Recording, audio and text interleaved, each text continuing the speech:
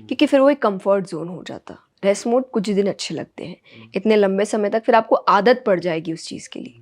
और फिर कोई अगर कंपटीशन सामने आया, फिर कोई स्ट्रगल सामने आया, फिर कोई चैलेंज सामने आया, तो आप उसका सामना नहीं कर पाएंगे। तो कीप चैलेंजिंग योरसेल्फ, नई चीज़ें सीखते रहिए, नई चीज़ें पढ़ते रहिए, कुछ ना कुछ बनाते रहिए। तो इससे भी कॉन्फिडेंस पैदा होता है कि आप कुछ ना कुछ करने के काबिल हैं। विनाश काले विपरीत बुद्धि मेरे लिए, कि जब ईगो आता है इंसान में तो अच्छे से अच्छी चीज़ को भी अंत में ले आता है कि ये तो मेरे ही समय पर मुझे मिलना चाहिए, क्योंकि यही चीज़ आपको कर्म योग सिखाता है। फल की चिंता का मतलब क्या है कि फल की चिंता मत कर, क्योंकि फल की चिंता जब होती है तब आप एक टाइम पीरियड बांध देते हैं कि ये तो इसमें ही होना चाहिए, नहीं हुआ तब तो मैं छोड़ दूंगा। एक ऐसा व्यक्तित्व जिसे लाखों की संख्या में उनके फॉलोवर्स उन्हें सुनने आते हैं, लेकिन खास बात यह थी कि जब वो हमारे यहाँ पॉडकास्ट के लिए आई, उन्होंने उनके इस बड़े व्यक्तित्व का एहसास हमें होने तक नहीं दिया। उनकी सादगी हमारे दिल को छू गई। उन्होंने जिस बेबाकी से हमारे प्रश्नों का जवाब दिया वो काबिल तारीफ है। जी हाँ, मैं बात कर रहा हूं none other than the motivational speaker, the spiritual orator Jaya Kishori ji की, जिनके दो रूप हमें इस पॉडकास्ट में देखने को मिले। पहला, अ स्पिरिचुअल गुरु, एंड दूसरा, नॉर्मल पर्सन। और अगर आप भी उनके इस दोनों रूपों से रूबरू होना चाहते हैं तो आपको यह पॉडकास्ट जरूर देखना चाहिए। Let's welcome the dynamic personality Jaya Kishori ji on the most unfiltered podcast with A to.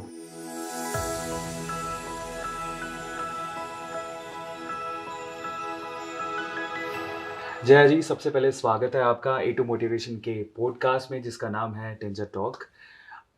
अब सवालों का सिलसिला शुरू करते हैं। मैं थोड़ा नर्वस हूँ बिकॉज इतने बड़े इन्फ्लुएंसर, मुझे लगता है कि आपको धार्मिक गुरु कहना गलत नहीं होगा। आज के प्रोस्पेक्ट में बहुत लोग आपको मानते हैं, पर मैं जितना पढ़ा हूँ, जितना सुना हूँ आपके बारे में, मेरा पहला सवाल उसी से रिलेटेड है।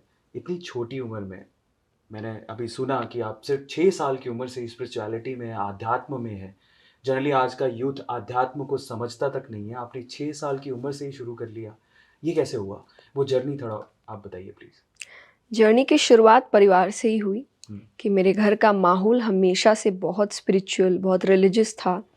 हम सभी शाम को हनुमान चालीसा एक साथ करते थे, हफ्ते में एक दिन कीर्तन करते थे। तो उस वजह से मेरा झुकाव हमेशा इसी ओर रहा, और उस झुकाव को मेरे माता पिता ने प्रोत्साहन दिया। और उस वजह से 6 साल की उम्र से मैंने शुरुआत की, पहले भजनों से की, फिर कथाओं से की, फिर अब मोटिवेशनल सेशंस की ओर। तो वो जर्नी रुकी नहीं है अभी तक, एंड आई होप आगे भी ना रुके, कुछ ना कुछ नया होता रहे। तो यही एक जर्नी है जिसमें बस परिवार का माहौल, उनकी कहानियाँ, उनकी बातें, जिन्होंने एक इंटरेस्ट बचपन में ही जगा दिया था आध्यात्मिकता की ओर, और शायद उसी ने मुझे हेल्प किया आज इस जगह पर खड़े होने के लिए। दूसरा सवाल इसी से रिलेटेड है। मैं भी जब आप ये बता रहे थे मुझे कि आपके पेरेंट्स ने इस चीज़ के लिए आपको सपोर्ट किया, तो उनके दिमाग में ये नहीं है कि अभी बच्ची है, इसकी पढ़ाई रह जाएगी अगर इन सब चीज़ों में पड़ गई तो? और ये भी जानना चाहते हैं कि आपने, अगर उन्होंने इस चीज़ में भी सपोर्ट किया, तो आपका स्टडीज़ कैसे कंप्लीट हुआ? उन्होंने पूरा बैलेंस रखा, ओके। और ग्रेजुएशन डिग्री तो मुझे लेनी ही थी, तो मैंने बीकॉम तक की पढ़ाई की है। और तब तक मेरे पेरेंट्स ने मेरा बहुत सपोर्ट किया, पढ़ने में भी उतना ही सपोर्ट किया कि मेरे साथ साथ वो भी पढ़ते थे। जो आध्यात्मिक किताबें हम पढ़ते हैं, रिलीजियस बुक्स पढ़ते हैं, तो वो भी पढ़ते थे, मुझे समझाते थे, क्योंकि मेरे पास थोड़ा कम टाइम था आज के हिसाब से कि मैं कंटिन्यूसली पूरा समय अपना उसको दे पाऊँ। तो वो भी पढ़ते थे, वो मुझे बेस्ट पार्ट्स निकाल के ला के देते थे कि ये तुम पढ़ सकती हो। और फिर स्कूल के साथ भी उन्होंने पूरा स्कूल कॉलेज में मेरा सपोर्ट किया, उस चीज़ में भी मुझे पढ़ाना, ट्यूशन्स लगाना, ट्रैवलिंग भी अगर हो रही है तो उसको कैसे ईज़ में रखना ताकि मुझे दिक्कत ना आए, ये पूरा ध्यान उन्होंने रखा। तो एक बैलेंस बनाकर वो चले। और जैसा मुझे लगता है हर किसी की लाइफ में एक स्ट्रगलिंग पीरियड आता है। कई लोग हैं जो मैं जिस अभी एज में हूँ उस एज में अब स्ट्रगल करेंगे, मैंने बचपन में कर लिया वो स्ट्रगल। तो एक पीरियड है बस स्ट्रगलिंग का, तो मेरा वो पीरियड बचपन में आ गया था, जिस वजह से अभी मैं अच्छे से काम कर पा रही हूँ। और जो चीज़ें मुझे शायद अभी सीखनी चाहिए वो मैंने उसी वक्त सीख ली। तो चाहे वो रिजेक्शंस देखना हो, फेलियर्स हैंडल करना हो, उनसे सीख लेना हो, ये मैंने काफ़ी यंग एज में देख लिया था। ओके, तो ये तो काफ़ी इंटरेस्टिंग पॉइंट निकल के आता है कि आप इतने शांत हैं, इतने काम हैं। स्ट्रगल जो आपने बोला, तो पहले तो हम ये जानना चाहेंगे किस तरह का स्ट्रगल आपने फेस किया, और दूसरा उससे आप ओवरकम कैसे हो, बाहर कैसे निकले? स्ट्रगल इज स्टार्टिंग में, देखिए कोई भी फील्ड होती है तो, और कंपटीशन भी बहुत होता है, आपके आसपास लोग होते हैं, और क्योंकि आप नए हैं तो आपको उतने मौके नहीं दिए जाते, आप बच्चे हैं तो आपको इतना सीरियसली नहीं लिया जाता। तो ये चीज़ें एक तरीके से मेरे लिए बहुत स्ट्रगल करने का ही तरीका था मेरा, कि आप कोशिश कर रहे हैं सीरियस होने की, अपना काम अच्छे से करने की, और आपको उतना सीरियसली लिया नहीं जा रहा। और हम जो दूसरा स्ट्रगल मैं मानती हूँ अपने लाइफ का, कि बहुत ही हम्बल बैकग्राउंड से है, तो इतना भी हम नहीं कर सकते थे कि ऑल टाइम फ्लाइट्स की जर्नी हो पाए, तो ट्रेन्स में जाते थे, और स्कूल मिस ना हो इस चीज़ का ध्यान हमेशा रखा जाता था। तो वीकेंड्स में ही या समर वेकेशंस में होता था, और अगर वापस स्कूल आना है तो मोस्टली जर्नीज़ ऐसी होती थी कि 5 साढ़े 5 बजे हम अपने जगह घर पहुंचते थे, स्टेशन पहुंचते थे, और ट्रेन में ही ड्रेस अप करके स्कूल के लिए डायरेक्टली स्कूल जाते थे। तो रात की नींद कई बार ठीक से होती नहीं है, पर आपको स्कूल भी अटेंड करना पड़ता है। आने के बाद भी ट्यूशन्स होते हैं, प्रोजेक्ट्स होते हैं, जो आज के टाइम पे बहुत हो गए हैं बच्चों के लिए। तो ये सब होता रहता है। और सबसे बड़ी जर्नी आई वुड से, जब मैंने अपनी श्रीमद् भागवत कथा तैयार की थी, 7 डेज की होती है वो, 7 दिन की, तब मेरा बोर्ड्स था 12th का। तो मुझे लगता है कि वो 1 साल ही मेरी ज़िंदगी का सबसे कठिन साल था, जब मैं 2 बहुत बड़ी चीज़ें कर रही थी। तो ठीक है, वो जर्नी निकल गई, लेकिन उस चीज़ ने मुझे बहुत कुछ सिखाया। पहला चीज़ बैलेंस करना सिखाया, कि 2 इम्पॉर्टेंट चीज़ों को आप कैसे बैलेंस करते हैं, लेकिन प्रायोरिटी भी क्या है वो भी आपको समझा देती है। कि आपकी प्रायोरिटी क्या है, उसको कैसे आपको आगे रखना है, लेकिन बाकी चीज़ों को नज़रअंदाज नहीं करना है। तो ये सारी मैच्योरिटी और फेलियर्स को हैंडल करना, उस वक्त उससे सीख लेना, कि मुझे ऐसा लगता है कि बहुत ही अजीब होगा, पर बचपन में जब मैं इन चीज़ों को देखती थी, इंसल्ट्स या रिजेक्शन ये सब हैंडल करती थी, तो मेरा कंप्लेन हमेशा भगवान से होता था, ना कि किसी और से। मुझे उनसे पूछती थी कि आप ऐसा क्यों कर रहे हैं, और क्यों कर रहे हैं का मतलब ही कि आप रीज़न जानना चाहते हैं। तो रीज़न ही आपको एक लेसन की ओर लेकर जाता है। तो ये चीज़ें मेरे साथ क्योंकि बहुत यंग एज में हुई, तो अब मुझे इन चीज़ों से ज़्यादा फ़र्क नहीं पड़ता। कोई भी फेलियर आए तो मैं तुरंत लेसन की ओर मुड़ जाती हूँ, कि नहीं, बाकी अपसेट होना ये चीज़ें होती रहेगी, पर ये अभी सिखाना क्या चाह रहा है, इस पे फोकस करो और सल्यूशन निकालो और आगे बढ़ो। तो ये मुझे उस चीज़ों की वजह से मिला है। एक बात दावे के साथ कह सकता हूँ, जो लोग बच्ची समझ के इग्नोर कर रहे थे, सीरियसली नहीं ले रहे थे, आज वो कहीं ना कहीं सोचते होंगे कि हमने क्या किया। बट थैंक यू, नहीं लिया आपने, क्योंकि उसी वजह से मुझे इतनी सीख मिली। तो कई बार, जैसा मैंने कहा, लेसन्स है ये भी, कि वो भी भगवान के लेसन्स है। हर चीज़ को पॉजिटिवली लेने का मतलब यही होता है, कि पॉजिटिव का मतलब ये नहीं कि चोट लगी तब भी हम ये कहें कि नहीं लगी, नहीं लगी है, क्यों लगी है ये सोचो, कि क्या मैं तेज चल रहा था, या मैं जोर से दौड़ रहा था, या मैं ठीक तरीके से मैंने चीज़ों को, रास्ते को नहीं समझा है, ये समझो। पॉजिटिव होना नहीं कि जो हुआ उसको नकार दो। पॉजिटिविटी कि जो नेगेटिव भी हुआ है वो क्यों हुआ है, उसकी तरफ अपना ध्यान मोड़ो। तो क्या मैं ठीक हूँ? आप मुझे बताइएगा कि 6 साल की उम्र में एज अ हॉबी आपने आध्यात्म को ज्वाइन किया, क्योंकि आपको अच्छा लगता था जी। बट इवेंचुअली आपने इसको अपना करियर बनाने का सोचा। जी। तो मैं अगर ठीक हूँ तो मैं ये भी जानना चाहता हूँ, स्ट्रगलिंग पीरियड में जो आपको लोग सीरियसली नहीं लेते थे, वो लोग कौन थे? आई मीन उनका प्रोफेशन क्या था? कि आप प्रोफेशन जो आपको बुला रहे हैं काम करने के लिए। अच्छा नहीं, तो आप बिकॉज आप रिलीजियस वर्क्स में अलाइन थी, आप गीता के पाठ करती थी, तो जो दूसरे गीता के पाठ करते थे वो आपको अपोज करते थे, क्या सीन था वो जानना था मुझे। नहीं, देखिए, टू बी वेरी ऑनेस्ट, मैं किसी का भी नाम लेना नहीं चाहूँगी, और मैं शुरुआत में मैंने गीता के पाठ नहीं, मैंने भजनों से शुरुआत की थी, और भी कई तरीके होते थे, हम कहीं फंक्शंस में भी जाते थे। तो आपके आसपास के लोग होते हैं, आपको जो बुला रहे हैं उनमें से कई लोग होते हैं, और जो मुझे ऐसा लगता है कि ये ह्यूमन नेचर है, कि कहते हैं ना कि उगते हुए सूरज को हर कोई सलाम करता है। एग्जैक्टली। तो शुरुआत में आपको नहीं किया जाता है, एंड अगर आप उस चीज़ को एक्सेप्ट कर लो, तो मुझे लगता है कि वो स्ट्रगलिंग पीरियड इतना टफ नहीं होगा। तो मैंने इस चीज़ को मान लिया था कि इट्स ओके, ये नॉर्मल है। अभी आपने इतना कुछ शायद नहीं किया है, इस फील्ड को आपने इतना, आपका योगदान नहीं है कि लोग आपको इतना सीरियसली ले, तो आप योगदान दीजिए।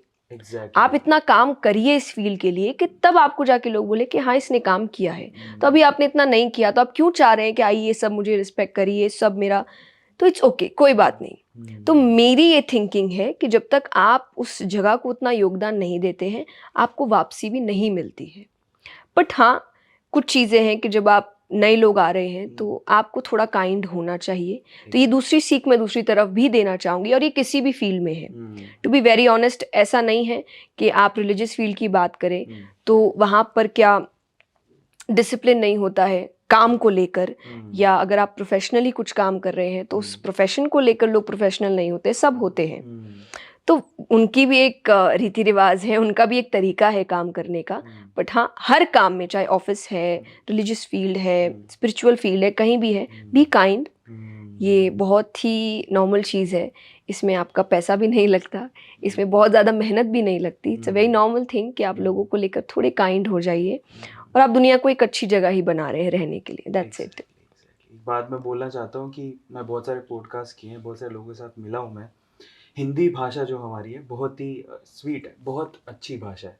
लोग बहुत कम इसको अच्छे से एक्सप्रेस करना जानते हैं, और ये मैं दावे के साथ कह सकता हूँ कि आपके शब्द बहुत सुलझे हुए हैं। बहुत कम लोग इतने एक्सप्रेसिवली हिंदी को बोल सकते हैं, तो ये तो मानना पड़ेगा। तो मेरा इंटरेस्ट इस चीज़ में भी है कि आपने जब ग्रेजुएशन के लिए अपना फील्ड चुना तो वो फील्ड क्या था?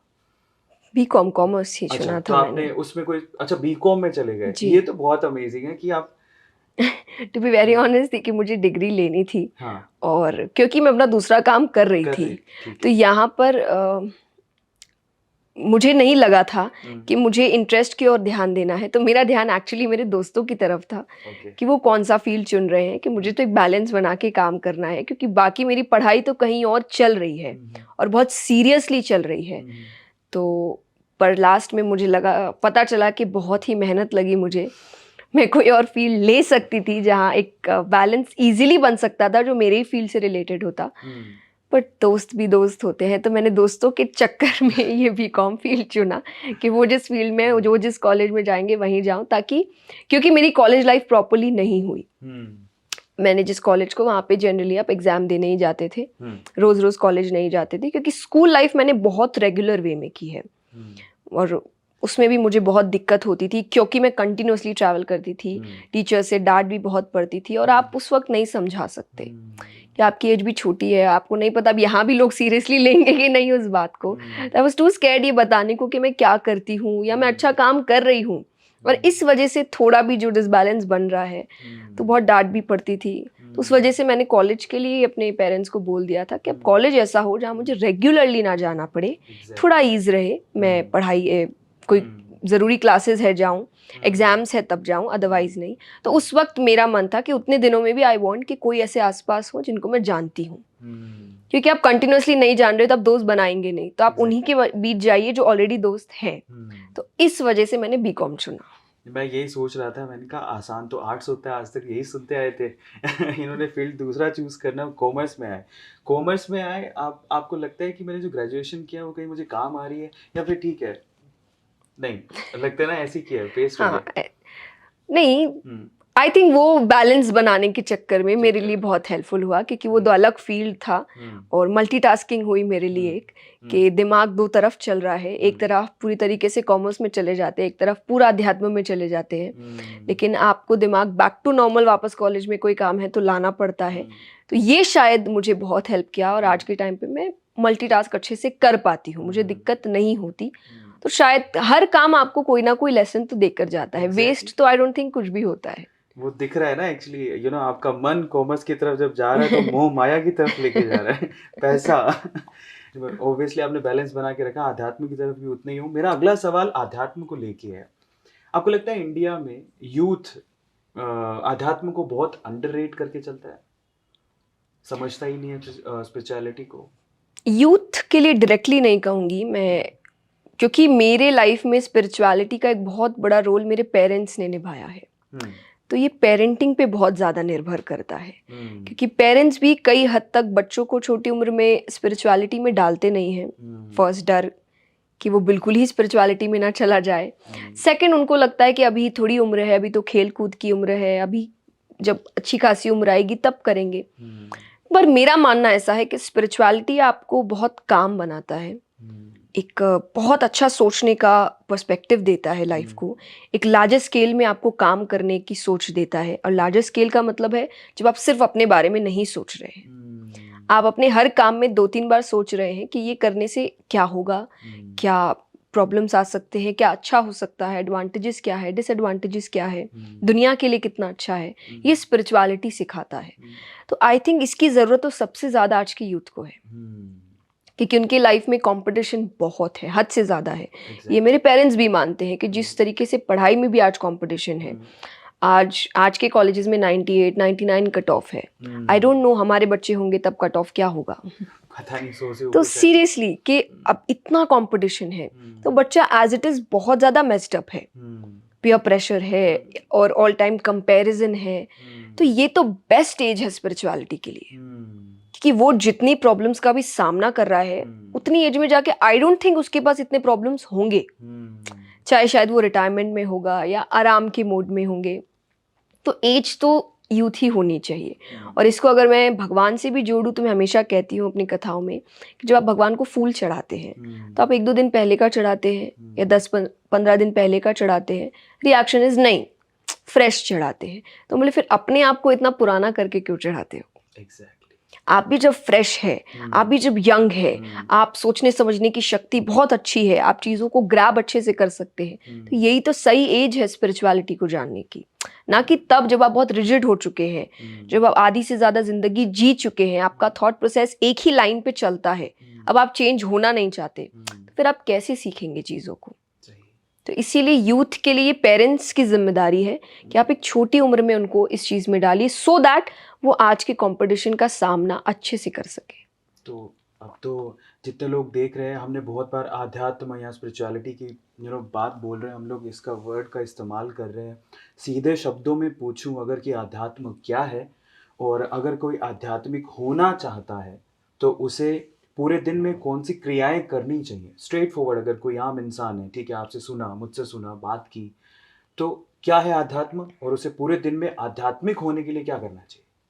बहुत सारी चीज़ें हैं, बट मैं एक सिंपल, जैसा आपने कहा, एकदम सिंपल लैंग्वेज में एक लाइन में आपको स्पिरिचुअलिटी क्या है, स्पिरिचुअल होना क्या है, कि अगर आपकी ज़िंदगी का कोई भी रिचुअल, एंड वो कोई भी फील्ड से हो सकता है, काम है, पर्सनल लाइफ है, रिलेशनशिप है, परिवार है, कुछ भी है, करियर है, कोई भी रिचुअल आपके स्पिरिट के साथ हो रहा है कि आत्मा से जुड़कर, वो स्पिरिचुअल है। क्योंकि ये झूठ नहीं बोलता, पर इसको सुनने के लिए समय देना पड़ता है। आज वो समय हमारे पास नहीं है, तो इसको सुनने के लिए आपको पहला पेशेंस लगेगा, तो आपको स्पिरिचुअलिटी पेशेंस की ओर लेकर अपने आप जाएगी। क्योंकि हम इतना मशीनों के साथ काम कर चुके हैं कि हमको हर चीज़ अब कुछ सेकंड्स में चाहिए, और ये सेकंड्स में काम नहीं करता। ये इसकी बात सुनने के लिए समय देना पड़ेगा, ध्यान देना पड़ेगा, कंसंट्रेशन चाहिए आपको, तभी ये आपको सही रास्ता देता है, और बिल्कुल सही रास्ता देता है। इसलिए कहते हैं ना, अपने मन की सुनो, एक्चुअली आपके अपनी आत्मा की सुनो, अपने स्पिरिट की सुनो, वो क्या बोल रहा है। तो वो सुन के अगर आप हर काम कर रहे हैं, आप स्पिरिचुअल हैं। ये मेरा मानना है, क्योंकि स्पिरिचुअलिटी कहीं पर भी अच्छे से करो। अगर एक डॉक्टर अच्छे से अपना काम कर रहे हैं, पेशेंट्स की सेवा कर रहे हैं, सब, वो स्पिरिचुअल है। ज़रूरी नहीं उसे पूजा पाठ करे तो ही वो स्पिरिचुअल होगा। वो अपना काम ईमानदारी से कर रहा है, अच्छे इंटेंशंस के साथ कर रहा है, वो आदमी स्पिरिचुअल है।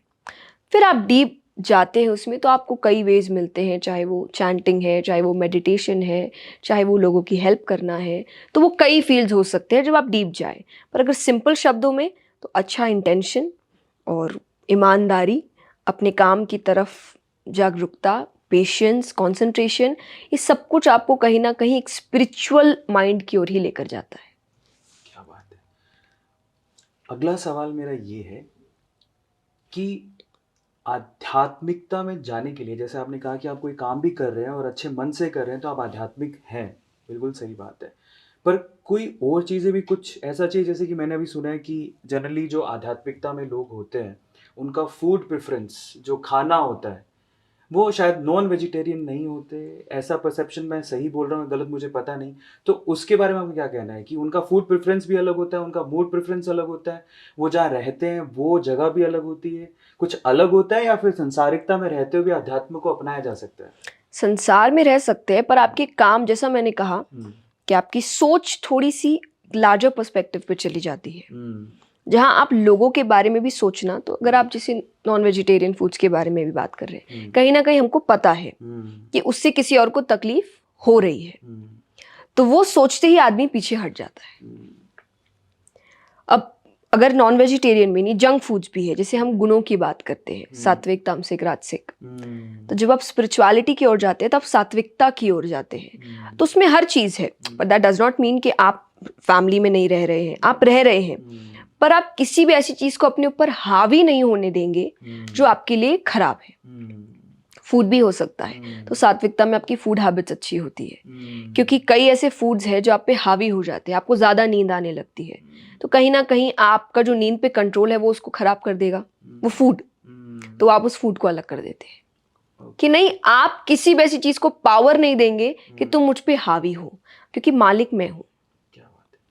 आपको भगवान ने मालिक ही बनाकर भेजा है, इमोशंस, इंद्रियां, इनके आप मालिक हैं, और इसीलिए आपको हर स्क्रिप्चर में कहा गया है कि इनको कंट्रोल में रखो, इसीलिए कहा गया, पर हम स्लेव बन रहे हैं धीरे धीरे।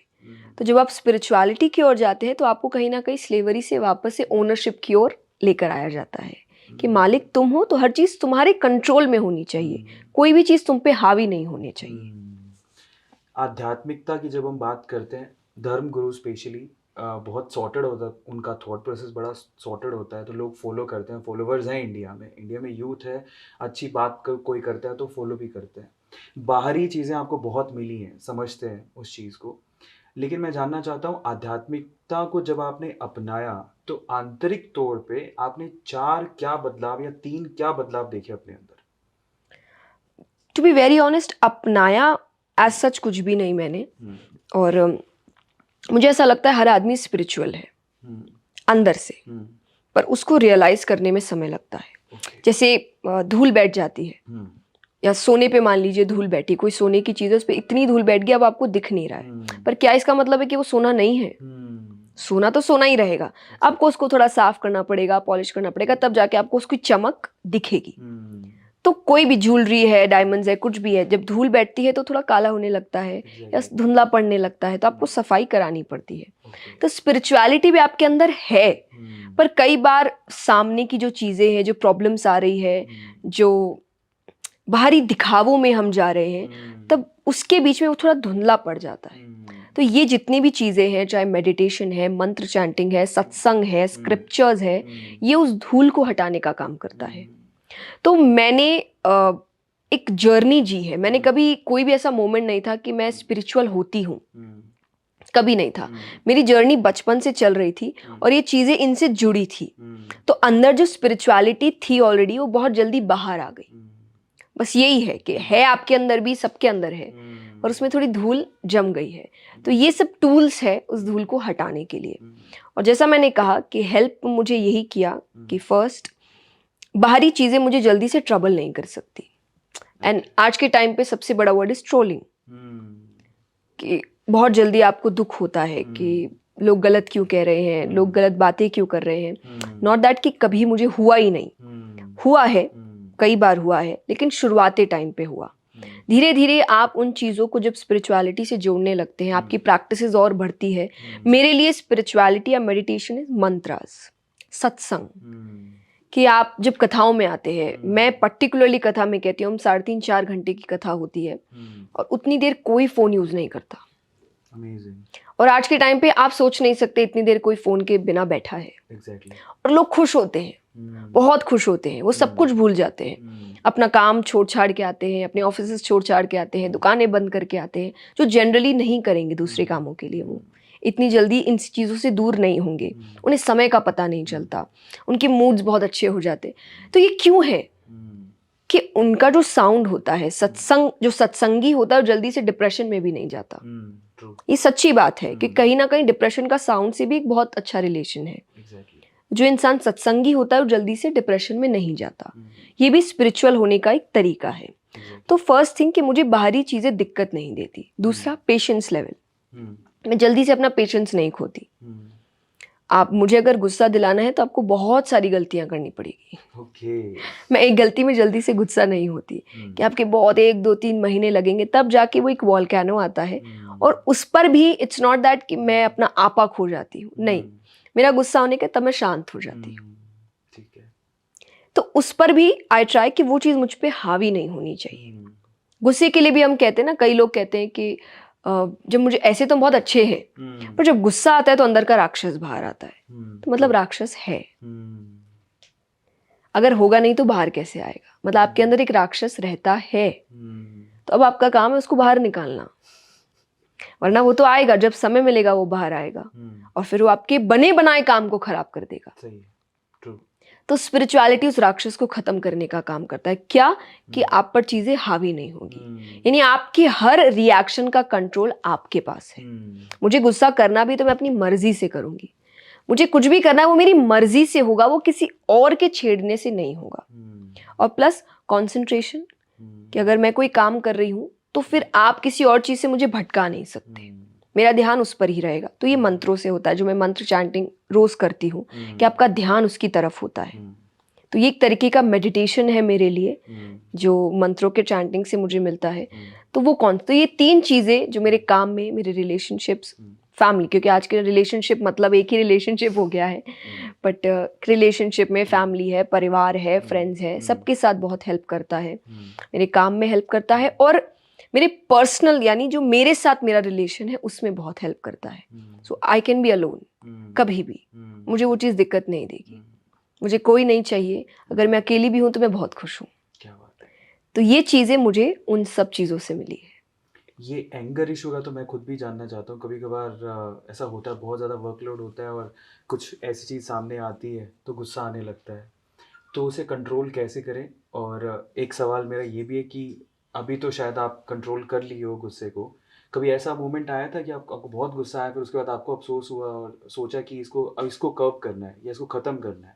ऐसा कोई मोमेंट था लाइफ में? सॉरी, अच्छा। बचपन में मोमेंट्स होते हैं आपके पेरेंट्स के साथ, खास करके जब आपको पता है आपने गलती की है, से सॉरी, वो उसी वक्त उस चीज़ को शांत कर देगा। हम मानना नहीं चाहते, एक्सेप्टेंस नहीं। हाँ, एक्सेप्टेंस नहीं है, हम उसको डिफेंड कर रही है बोल के कि अब ऐसा होगा तो गुस्सा आएगा ना। ये बोलना बंद कर दीजिए कि नहीं, मुझे आया and that's wrong and I am sorry. तो ये चीज़ अपने आप, जो मैनेजमेंट है ना एंगर का, यही मैनेज करने का तरीका है। पर हम डिफेंड करने लग जाते हैं अपने आप को कि तुमने ये किया तो आया, ऐसा हुआ तो आया, ये प्रॉब्लम थी तो आया। ये बोलना बंद कर दो। कहीं ना कहीं बोलने से भी हमारी चीज़ें हम जस्टिफाई करने लगते हैं, और वो हमारे दिमाग में भी जस्टिफिकेशन हमको मिल जाता है कि नाउ डोंट से सॉरी, क्योंकि तुमने तो रीजनिंग दे दी ना, किस वजह से हुआ। जैसे आपने कहा कि वर्कलोड, तो आपने मान लिया कि वर्कलोड है तो गुस्सा आएगा। ये जनरल है, हर कोई करता है, हम सब करे हुए हैं। लेकिन ये एक समझने की बात है कि आपने बोल दिया दिमाग को, तब तो दिमाग सॉरी बोलना ही नहीं चाहेगा, क्योंकि उसने तो मान लिया मेरी थोड़ी गलती है। गलती तो काम की थी, गलती तो सामने वाले की थी, गलती तो सिचुएशन की थी, तो वो मैनेज नहीं हो। तो एंगर मैनेजमेंट एक्चुअली मुझे लगता है कई तौर पर एक्सेप्टेंस भी है कि गलती हुई है तो आई एम सॉरी, एंड मेरी पूरी कोशिश हो कि अगली बार ये ना हो। ये चीज़ें बहुत ज़्यादा चीज़ सिंप्लीफाई कर सकती है इस गुस्से के प्रॉब्लम को।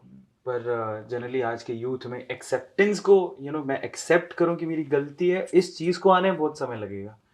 तो मीनवाइल अगर कोई सिंपल तरीके हैं कि एंगर को कंट्रोल किया जा सके? शांत हो जाइए।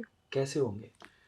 नहीं, गुस्सा जब आता है तो कि आप शांत हो जाइए, या फिर आप जिससे आप प्यार करते हैं आप सामने वाले को बोल दीजिए कि मेरा मूड इतना अच्छा। कई बार बोलना भी तो अच्छा होता है। हाँ। कई बार हम सोचते हैं कि हम मूड ऑफ है, फिर हम घर आते हैं और फिर हम दूसरों पे चिल्लाना शुरू कर देते हैं, और फिर बाद में जब आप बोलते हैं कि मेरा मूड ऑफ था, सही बात है, तो सामने वाला तो यही बोलता है ना कि मूड ऑफ था तो बोलना था ना, पहले ही कह दो। हम नहीं करते वो चीज़, पर आपने झगड़े को बढ़ा दिया। आप सोचते कि तुम समझो मूड ऑफ था, दैट्स रॉन्ग। क्यों? आपके, मैं हमेशा एक बात कहती हूँ हर चीज में, कि आप दूसरों से क्यों एक्सेप्टेंस रखते हैं कि वो मुझे समझे? आप तो पहले अपने आप को समझिए।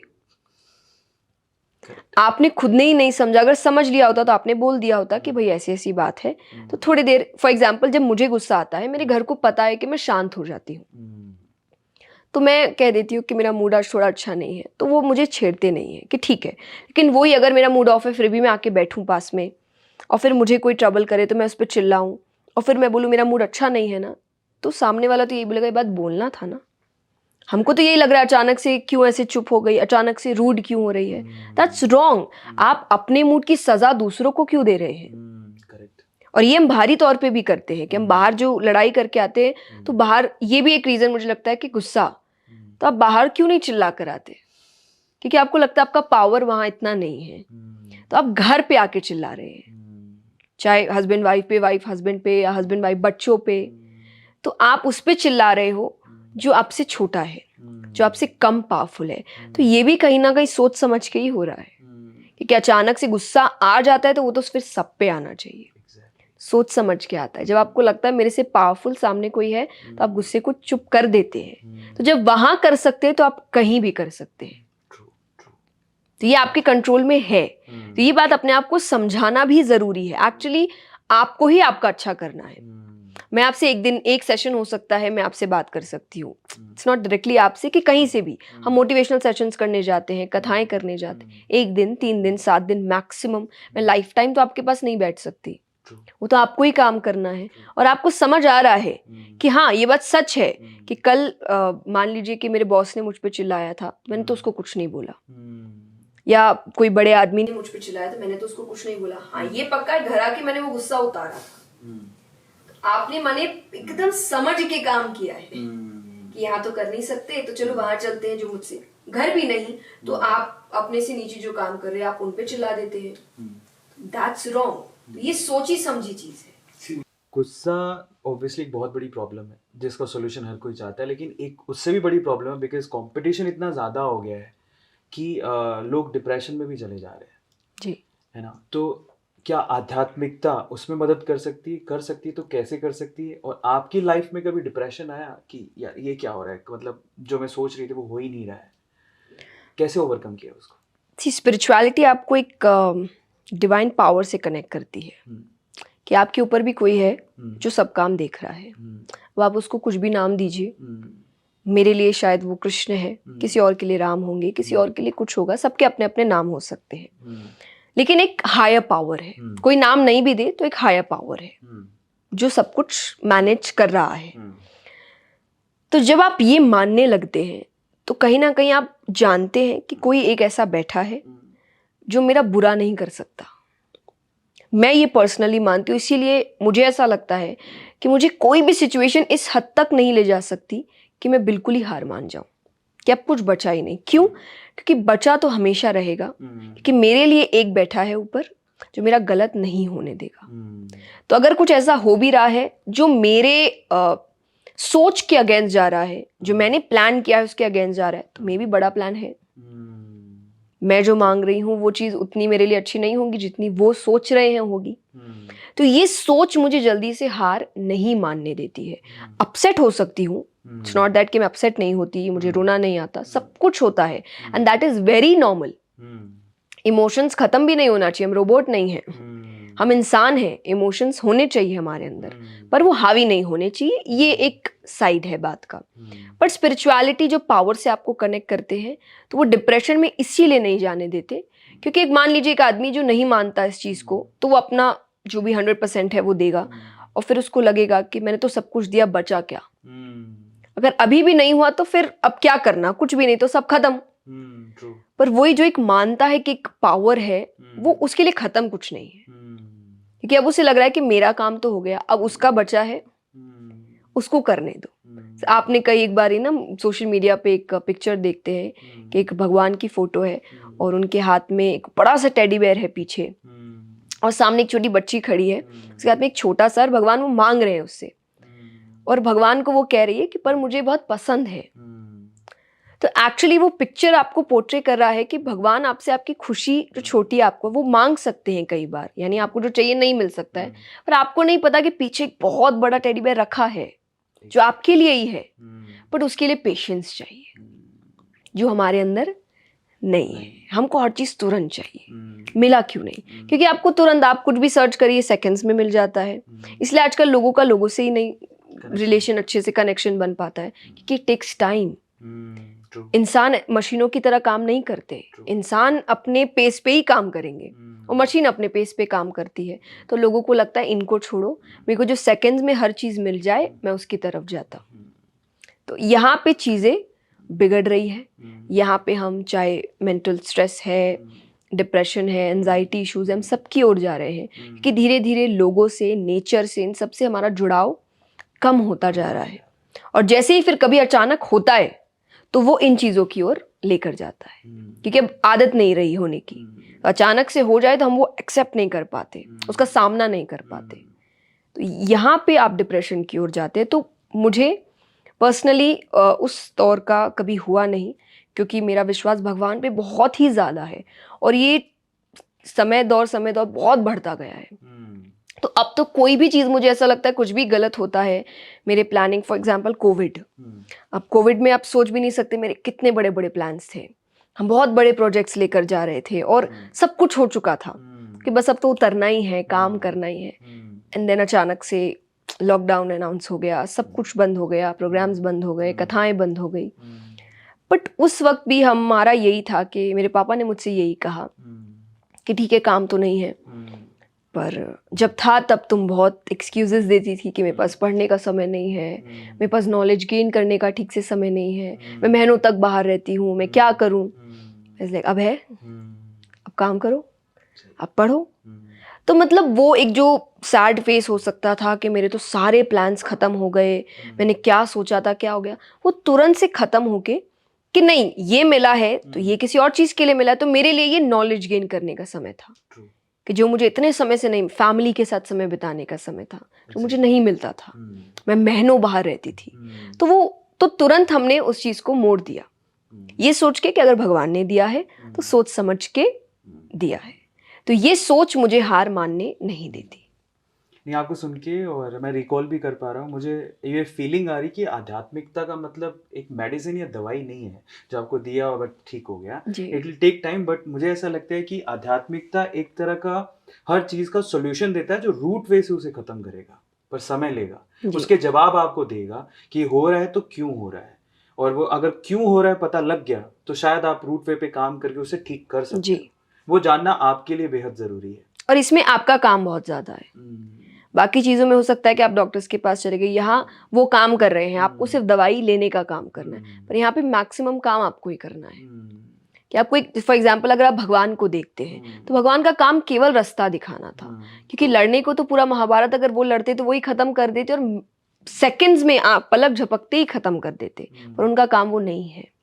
उनका काम केवल है कि ये रास्ता है, ये सही है, ये गलत है, चलना तुमको है, चलना है, गिरना है, उठना है, जो करना है वो तुमको करना है। ये जानते वो पीछे खड़े हैं, अर्जुन जानते थे भगवान सामने बैठे हैं, पर ये भी जानते थे शस्त्र नहीं उठाएंगे, तो जो करना है वो मुझको ही करना पड़ेगा। तो साथ देने के लिए वो है, पर हाथ पकड़ के चलाने के लिए नहीं है, वो चलना तो आपको ही पड़ेगा। तो आध्यात्मिकता भी यही है कि आपको लोग बता सकते हैं कि ये अच्छा है, वो अच्छा है, पर आपको करना खुद ही पड़ेगा और उसमें बहुत मेहनत लगती है। कहते हैं ना, खुद पे काम करने में समय लगता है, तभी वो निखार आता है। लेकिन निखार अब जैसा मैंने कहा, मशीनें हैं, सब है, एप्स है, वो तुरंत आपको मिल गया तो लोग अपने ऊपर काम करना बंद कर देते हैं कि नहीं मुझे तो मिल रहा है। तो वो आदत, एक आप समझिए दिमाग पे एक आदत पड़ रही है, खुद पे काम करना बंद करके हम उसको बाहरी कैसे घुमा फिरा के कर दे काम मशीनों के द्वारा, उस पर ज़्यादा फोकस हो गया है, बल्कि इसके कि नहीं वो काम मैं खुद कैसे करूं। तो स्पिरिचुअलिटी आपको इसकी ओर, है ना, कि बहुत डीप सब्जेक्ट है, ये आपको इतनी चीज़ों की ओर लेकर जा सकती है, आपकी पूरी ज़िंदगी को बदल सकती है फॉर अ बेटर कॉज, जो आप सोच भी नहीं सकते, और आपको इतना पावरफुल बना सकती है कि जो भी आपको लग रहा है कि एक छोटी चीज़ भी आपके बस की नहीं है, वहीं आपको लगेगा दुनिया में ऐसा क्या है जो मेरे बस का नहीं है, मैं सब कुछ कर सकता हूँ। थोड़ा स्पिरिचुअलिटी आध्यात्म से थोड़ा हटते मैं जानना चाहता हूँ, बिकॉज बहुत सारे व्यूअर्स हैं आपको सिर्फ एक ही एंगल से देखते होंगे, लेकिन मुझे लगता है आप भी इंसान हैं। तो सबसे पहले तो हम ये जानना चाहते हैं कि आपकी हॉबीज आध्यात्म के अलावा क्या है? टू बी वेरी ऑनेस्ट, मुझे इतना समय हर चीज़ के लिए मिलता नहीं है अब, पर मोस्टली अगर जब भी मिलता है तो मैं बहुत ही ज़्यादा फैमिली पर्सन हूँ। ओके। तो मुझे थोड़ा भी समय मिलता है तो मुझे लगता है कि आप फैमिली को, रिलेटिव्स को, मेरे जो आसपास के लोग हैं, रिलेटिव्स हैं, सबको बुलाते हैं। तो मेरे लिए वेकेशन बाहर जाना नहीं होता, पर घर पे सबको बुलाना होता है कि जब भी समय मिल रहा है गेट टुगेदर करते हैं, चलो सबको बुलाते हैं, बातचीत करते हैं, चाय पी रहे हैं, खाना खा रहे हैं। हम जब भी घर पे होते हैं ये पक्का है, हम सारी मील्स एंड दैट इंक्लूड्स वो चाय का समय भी, हम सब 4 लोग हैं परिवार में, मेरे पेरेंट्स हैं, मैं, मेरी छोटी बहन है, हम चारों एक साथ करते हैं, नो मैटर व्हाट। अगर कोई बाहर भी गया तो उसका वेट होगा, तो वो आ जाए और हम सब साथ में खाएंगे, हम बातचीत करेंगे, हम डिस्कशंस करते हैं, हम एक साथ मूवीज़ देखते हैं, लेकिन हम एक साथ करते हैं। तो मेरे लिए मेन है साथ में रहना। तो ये मेरी ज़िंदगी का एक बहुत, क्या आप हॉबी नाम दे दीजिए, क्योंकि अब इतना समय है नहीं, अब हॉबी नहीं है बुक्स, पर एक ज़रूरत भी है। पर पहले हॉबी की तरह, पर अब एक ज़रूरत है कि मुझे पढ़ना पड़ता है। पर मुझे समय फैमिली के साथ, दोस्तों के साथ बिताना बहुत अच्छा लगता है। उन चारों से कितने अटैच्ड हो आप? बहुत ज़्यादा, कि बहुत ज़्यादा। बहुत हद से ज़्यादा। और जो आपने मुझे एक बार डिप्रेशन पूछा, तो not actually depression, but kind of कि एक अलग तरीके की सैडनेस मुझे कोविड के टाइम हुई थी, जब आप अलग अलग बातें सुन रहे थे।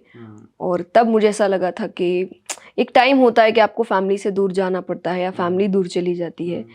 तो वो सोच ने मुझे बहुत परेशान किया था। तो वो 4 लोग, अगर मैं कहूँ कि आपके मम्मी पापा, मेरी बहन, दो बहनें, नहीं या मैं और 4? मेरे 4 बस। 4 लोग, ठीक है। अब थोड़ा सा वो डीप डाइव करते हैं। आध्यात्म में आप हैं, स्पिरिचुअलिटी में हैं, उसमें डिटैचमेंट के बारे में बोला जाता है। जनरली डिटैचमेंट को ढंग से यूथ को समझाया नहीं जाता। उनको लगता है कि स्पिरिचुअलिटी या डिटैचमेंट यही है कि आप हिमालय सब कुछ छोड़ के हिमालय चले जाओ। बट मेरा परसेप्शन उसको लेके थोड़ा दूसरा है। मुझे ऐसा लगता है कि आप हो उसी जगह पर, लेकिन फिर भी आप ज़्यादा अटैच्ड नहीं हो किसी से भी। That is called detachment. See कहीं ना कहीं मुझे आपकी बात सही है, पर वो अटैच्ड नहीं हो से ज़्यादा आई एम इनटू कि वो हावी नहीं है मुझ पे। हाँ, मैं वही शब्द, like I am too attached, लेकिन दैट डज नॉट मीन कि मैं काम नहीं कर रही हूँ, मैं बाहर नहीं जा रही हूँ। पर जैसा मैंने कहा कि कोविड के टाइम की खबरों ने मुझे थोड़ा परेशान किया, उस तरीके से मैं बहुत ज़्यादा अटैच्ड हूँ। और जो ह्यूमन नेचर है, आप अगर गृहस्थ जीवन में हैं तो वो अटैचमेंट तो होना ही चाहिए, वरना फिर प्यार रहा कहाँ आपके अंदर। लेकिन वो हावी नहीं होना चाहिए। स्पिरिचुअलिटी इज आपकी लाइफ में ऐसा कुछ भी नहीं होना चाहिए जो आपको आगे बढ़ने से रोक दे, एक अच्छी सोच से। कि थोड़ा डीप डाइव करते हैं इस सवाल को। सवाल एक्चुअली ये है बिकॉज ये हम सब मानते हैं, हम जानते भी हैं कि हम पैदा होते नहीं होते कोई गारंटी नहीं थी, लेकिन मरना तय है, शाश्वत सत्य है जी। इससे बड़ी सर्टेन चीज़ कोई है ही नहीं। आप जाओगे ज़रूर। तो आप इतने ज़्यादा अटैच्ड हो, अगर मैं ऊपर वाला ना करे कि ऐसा कभी हो, बट एक ना एक दिन सबके लाइफ में होता है, जो आया वो जाएगा। आपको नहीं लगता वो अटैचमेंट आपको कहीं ना कहीं बहुत ज़्यादा दुख देगा बाद में जब वो नहीं, क्योंकि मुझे वो पता है। सी स्पिरिचुअलिटी, जब अब गीता जी में एक बात आती है, भगवान कहते हैं कि सत्य को जानना। इसका अब देखिए, गीता बताई किसको जा रही है? डिटैचमेंट के बारे में किसको बताया जा रहा है? स्पिरिचुअलिटी के बारे में किसको बताया जा रहा है? जो राजा बनने वाला है। उतनी लग्जरी में तो कोई नहीं रहता जितनी लग्जरी में पांडव या कौरव रह रहे थे। राज्य था पूरा उनके पास। तो अगर, और उसके बाद भी मिला है, जीते ही है वो, राज्य किया ही है उन्होंने। तो सब कुछ छोड़ देना ये डिटैचमेंट नहीं है, ये वैराग्य नहीं है, या ये स्पिरिचुअलिटी नहीं है।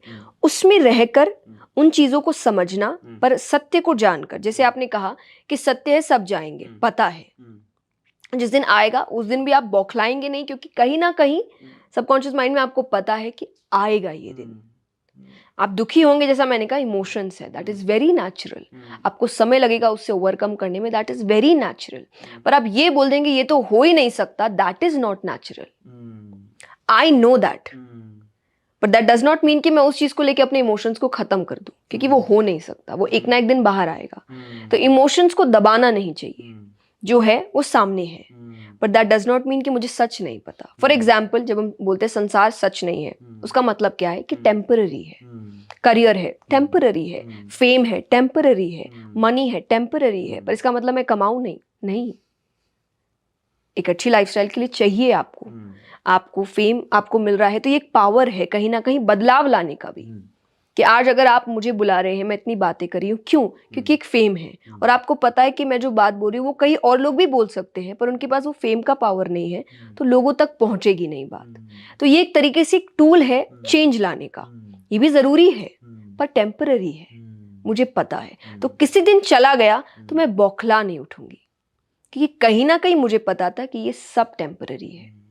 तो ये सच जान के आप लाइफ जिए, सारी मौज मस्ती करिए, अपनी इच्छाएं पूरी करिए, पैसा कमाइए, घूमिए फिरिए, फैमिली के साथ टाइम स्पेंड करिए, सच जान के सब टेम्पररी है। परमानेंट मेरे लिए सिर्फ भगवान है। वो हम नहीं थे तो भी है, हम हैं तब भी है, हम चले जाएंगे तब भी रहेंगे। तो ये सोच जिसकी है वो वैराग्य लेके रखा है, वो डिटैचमेंट फॉलो कर रहा है क्योंकि उसको सच पता है दिमाग में।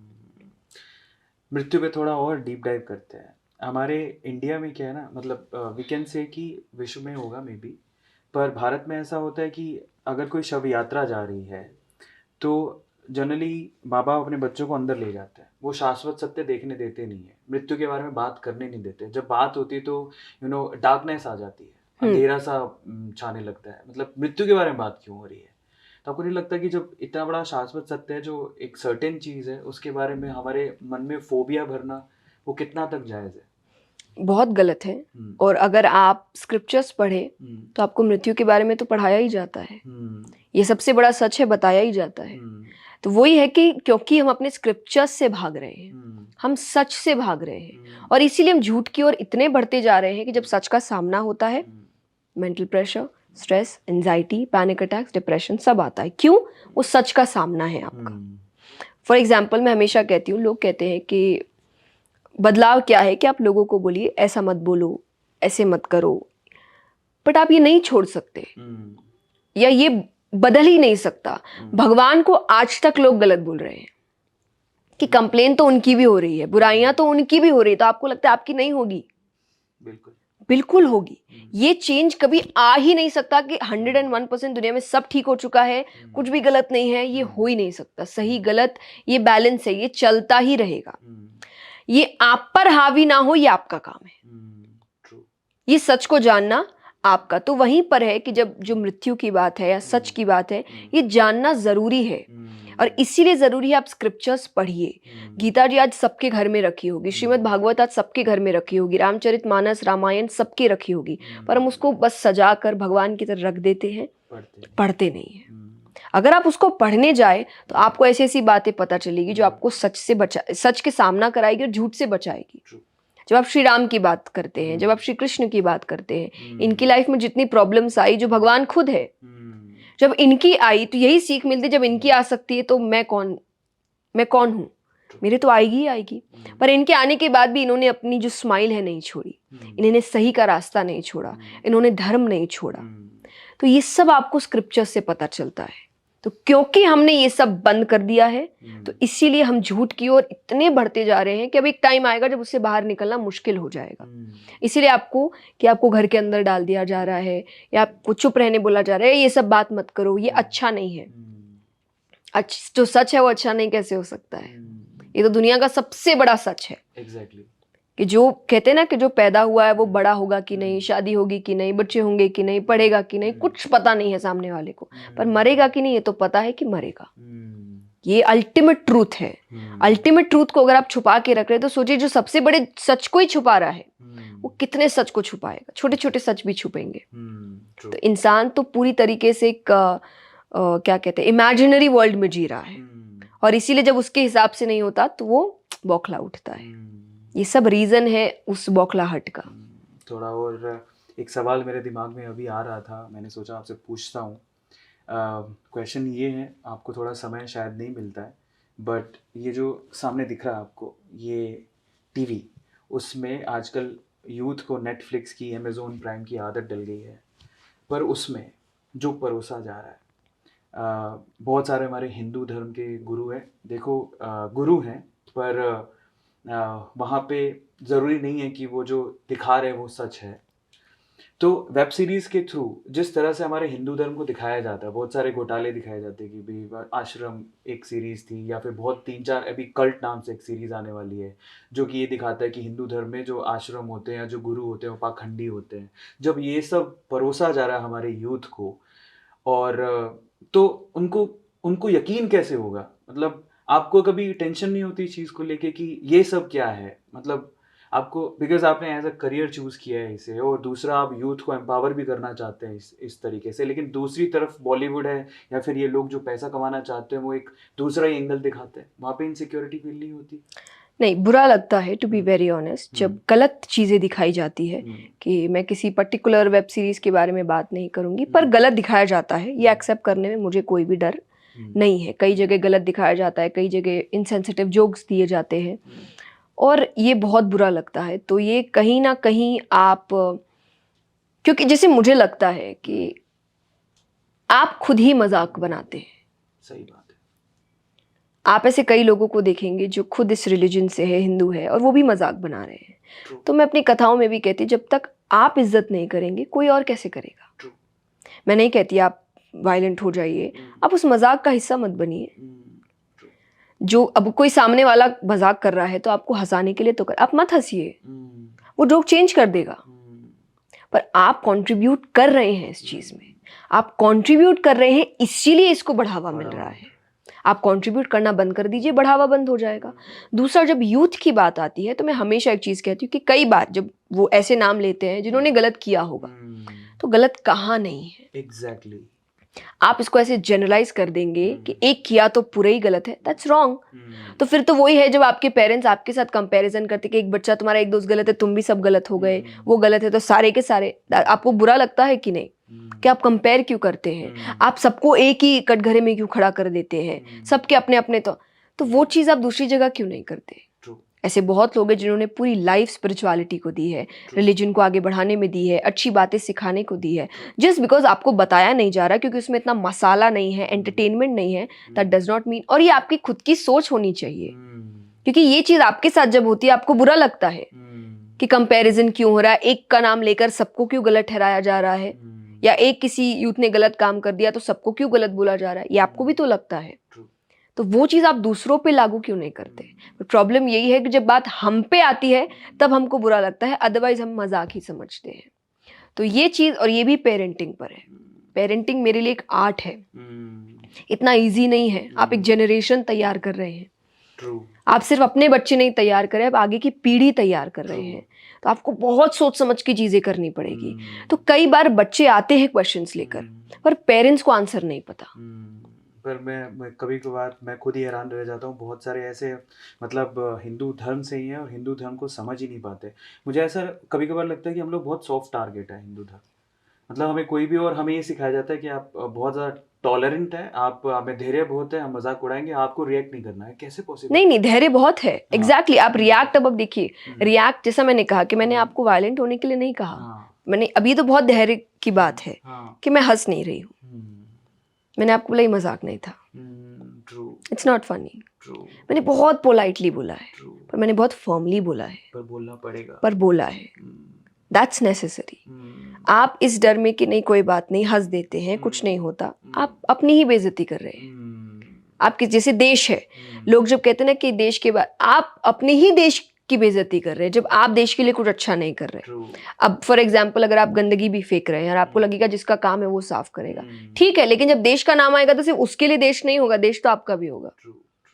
तो कहीं ना कहीं आप अपने ही देश को खराब कर रहे हैं। तो वैसे ही आप अपनी ही संस्कृति को खराब कर रहे हैं, आप अपने ही धर्म को खराब कर रहे हैं जब आप उसके लिए खड़े नहीं हो रहे हैं। और खड़े होने का मतलब, जैसे मैंने हमेशा कहा जाएगा ना कि टॉलरेट, एग्जैक्टली, आप वायलेंट मत होइए, आप गालियां मत दीजिए, पर आप उस मजाक का, उस गलत चीज का हिस्सा मत बनिए और बोलिए कि ये गलत है। और एटलीस्ट मेरे सामने तो मत करो भाई ये सब। मुझे ये सब चीज़ कोई मजाक नहीं लगता, और ना ही मुझे ये चीज़ कोई मजाक सहने वाली भी बात लगती है। क्योंकि टू बी वेरी ऑनेस्ट, एक जनरल बात समझिए, मजाक क्या है? जब दोनों हंस रहे हैं, जब एक को दुख हो रहा है और एक हंस रहा है, तो ये मजाक हो ही नहीं सकता। और किसी कौन सेंसिटिव है नहीं है, ये चलो आपको टॉपिक्स नहीं पता, पर भगवान तो सबसे सेंसिटिव टॉपिक है। क्योंकि उससे भावनाएं जुड़ी है लोगों की, True. उम्मीदें जुड़ी है। हो सकता है आप इतना नहीं मानते या मैं, पर कोई थर्ड पर्सन होगा, उसकी जिंदगी ही भगवान है, उसको कितनी तकलीफ होगी ये चीज देखकर। आप इतने इनसेंसिटिव कैसे हो सकते हैं, ये जानते हुए कि ये सबसे सेंसिटिव बात है, लोगों की उम्मीदें इससे जुड़ी है, जिंदगी इससे जुड़ी है, भावनाएं इससे जुड़ी है, इतनी सारे इमोशंस जुड़े हैं, और आप एक मजाक कहकर कहते हैं कि मजाक लेना नहीं आता। मजाक के लिए बहुत टॉपिक्स है, बी क्रिएटिव प्लीज। किसी की भावनाओं के साथ छेड़छाड़ करके आप मजाक नहीं कर सकते, दैट्स रॉन्ग। एंड मैं ये सबके लिए कहती हूँ, आप पर्टिकुलरली हिंदू धर्म क्योंकि मेरा है तो मुझे ज़्यादा तकलीफ होती है, पर जनरली अगर आप किसी और धर्म के भी मजाक उड़ाइए, मैं नहीं हंसूंगी। और ये मैं क्यों करूंगी? क्योंकि मैं ये वापसी आपसे चाहूंगी। बिल्कुल सच कि देखिए मैंने इज्जत की है, आप भी इज्जत करिए। ट्रू। क्योंकि ये मैं वापसी आपसे, तो ऐसा नहीं है कि मैं सिर्फ अपने धर्म के लिए हूँ, कि आप किसी और के धर्म को, तो मुझे लगता है कि यार किसी के भगवान का मजाक नहीं उड़ाना चाहिए, दैट्स रॉन्ग। तो ये सबके लिए है, क्योंकि सब कोई इमोशंस लेकर बैठते हैं, पर ये आपको समझना पड़ेगा कि मेरे इमोशंस है तो सामने वाले के भी होंगे, सामने वाले के तो तीसरे के भी होंगे। ये सोच, जैसा मैंने कहा, बी काइंड, इसमें पैसे नहीं लगते। ये बहुत ही सिंपल सी बात है कि थोड़े से दयालु हो जाइए, और कुछ भी कहने से पहले सोचिए कि क्या ये जनरल बात है या इससे तकलीफ भी हो सकती है लोगों की। ये सोच इस दुनिया को बहुत बेहतर बना सकता है। जया जी, अभी तक का कॉन्वर्सेशन बहुत अमेजिंग रहा, बहुत कुछ सीखने को मिला। अब जो अगला सवाल है मेरा, वो सेल्फ कॉन्फिडेंस को लेके, बिकॉज आप जब भी पाठ करते हैं, संगत जब आती है, तो मैंने ऐसा सुना कि हजारों में लोग आते हैं, तो मुझे ये समझना है, वो आजकल बहुत सारा यूथ है जो लीडरशिप सीखना चाहता है जी। उनमें सबसे पहली चीज स्टेज फियर को दूर करना है, बिकॉज आपको कहीं ना कहीं जाके बोलना पड़ेगा, अपने आप को रिप्रेजेंट करना पड़ेगा। आप में वो क्वालिटी कैसे आई, नंबर 1, कि आप हजारों की संख्या में लोगों के सामने बोल रही हैं? दूसरा, कभी ऐसा नर्वसनेस फील हुआ, और अगर हुआ तो आपने उसको कॉन्कर कैसे किया? 2-3 चीज़ें हैं। जैसे सेल्फ कॉन्फिडेंस की बात करें तो मैं ऑब्वियसली बताती हूँ चीज़ें कि आपको क्या करना चाहिए, पेरेंट्स को क्या करना चाहिए, बच्चों में वो सेल्फ कॉन्फिडेंस आए। मेरी जब बात आती है, नर्वसनेस ऑब्वियसली हुई है, बट वो कभी मुझे भीड़ से नहीं हुई, कि इस चीज़ को लिए मैं टैलेंट या गॉड गिफ्ट जो कहते हैं ना, वो मानती हूँ। मुझे भीड़ से डर नहीं लगता, और ये मुझे बचपन से नहीं लगता। का ऑपोजिट है कि मुझे अकेले से लगता है कि अगर आप मेरे पापा को सामने बैठा दे और आप मुझे बोलिए उनके सामने परफॉर्म करो, तो मेरे लिए वो बहुत प्रॉब्लमैटिक होता है। कि मुझे पता है कि वो एक ऐसा इंसान है जो सब सही जानते हैं, और जब आपको लग रहा है कि सब सामने खुश है, मुझे पता है कि वो कहीं ना कहीं गलती निकाल चुके होंगे कि ये गलत था। और हम कथाओं के बाद अभी भी वेट करते हैं कि, तो मुझे बोलते हैं आज एक ये गलत बात तुमने बोली, तो he is the only person जो ये चीज़ कर सकते हैं। तो हाँ, उनके सामने मुझे थोड़ा लगता है, बट दैट इज़ बिकॉज क्योंकि वो मेरे मेंटोर है, और आपको पता है कि वो ही सिखा रहे हैं आपको सब कुछ। पर अदरवाइज़ मुझे भीड़ से इतना डर नहीं लगता कभी भी। बट दैट आई थिंक उसका रीज़न इज़ कि मेरे पेरेंट्स ने वो जो चीज़ें मैं आपको बोल रही हूँ बचपन से करी है, कि पहली चीज़, आप बच्चों को रिस्पॉन्सिबिलिटी दीजिए। हर वक्त ये बोल के बच्चा है भगाइए मत उनको रिस्पॉन्सिबिलिटी से, क्योंकि एक ना एक दिन तो रिस्पॉन्सिबिलिटी आएगी, और तब वो बहुत डर जाएगा। और अगर वो उस वक्त फेल हो गया तो वो और अंडर कॉन्फिडेंट हो जाएगा कि सही कहा, इसीलिए मेरे पेरेंट्स शायद मुझे रिस्पॉन्सिबिलिटी नहीं देते थे, क्योंकि मैं तो लायक ही नहीं हूँ। तो आपको बचपन से उसको रिस्पॉन्सिबिलिटी, जिम्मेदारियां देने की आदत डालनी चाहिए, कि वो छोटे छोटे काम करे, चाहे वो अपना खुद का काम करना हो, अपनी चीज़ें खुद उठानी हो, अपना बैग्स खुद तैयार करना हो, और गलती भी करने दीजिए, और गलती पे डांटिए मत, उनको और सिखाइए कोई बात नहीं, अगली बार इसका ध्यान रखेंगे, या ये गलती कैसे ना हो, इस बार नेक्स्ट टाइम इसका ध्यान रखते हैं। फॉर एग्जाम्पल, मुझसे जब गलती हुई है, मेरे पेरेंट्स ने कभी मुझे इस तरीके से रिएक्शन नहीं दिया कि मैं डर जाऊं। उनका रिएक्शन हमेशा सल्यूशन क्या होगा देखने का था, कि अच्छा इसका सल्यूशन क्या करते। फॉर एग्जाम्पल, कई बार जब आप नया करते हैं, आपको श्लोक्स याद नहीं होते जल्दी से, तो मुझे कहते हैं आप लिखो, आप टॉपिक्स लिख लो, आप खाली श्लोक लिख लो कि डे 1 की मेरे श्लोक कितने हैं, तो आप लिखो, आपकी नज़र पड़ेगी, फिर धीरे धीरे आपको याद हो जाएगा, जो एक्चुअली हो चुका है कि अब मुझे किसी चीज़ की ज़रूरत नहीं पड़ती, मैं कुछ नहीं देखती हूँ, 7 दिन कब निकल जाते हैं पता नहीं चलता। तो वो कब हुआ जब उन्होंने वो किया, अदरवाइज वो मुझे डांट सकते थे कि तुमने याद क्यों नहीं किया, तुमको याद होना चाहिए था, ठीक से पढ़ना चाहिए था, होगा ही नहीं तुमसे। तो ये चीजें बच्चों को बहुत डरा देती है। तो अगर आप उनको कॉन्फिडेंट बनाना चाहते हैं तो मेरे हिसाब से अपने सामने बनाइए, क्योंकि तब तक आप बचाने को है। आपके जाने के बाद लोग पीछे पड़े हैं गलतियां निकालने के। एक जितना माँ बाप अपने बच्चों को सेफ फील करा सकते हैं, आई डोंट थिंक कोई भी करा सकता है। पर वो सोच आपके अंदर होनी चाहिए कि मुझे इसका कॉन्फिडेंस बढ़ाना है, तो मुझे इसको सारी गलतियां अभी करनी देनी पड़ेगी। आई कैन नॉट वेट कि ये बड़ा होगा तब करेगा, या बड़ी होगी तब करेगी, या जब समझदार हो जाएगी। समझदार तभी बनेगी जब गलतियां करेगी। समझदारी की सबसे बड़ी की है गलतियां, कि आप जितनी गलती करते हो क्योंकि उससे आपको उतनी सीख मिलती है।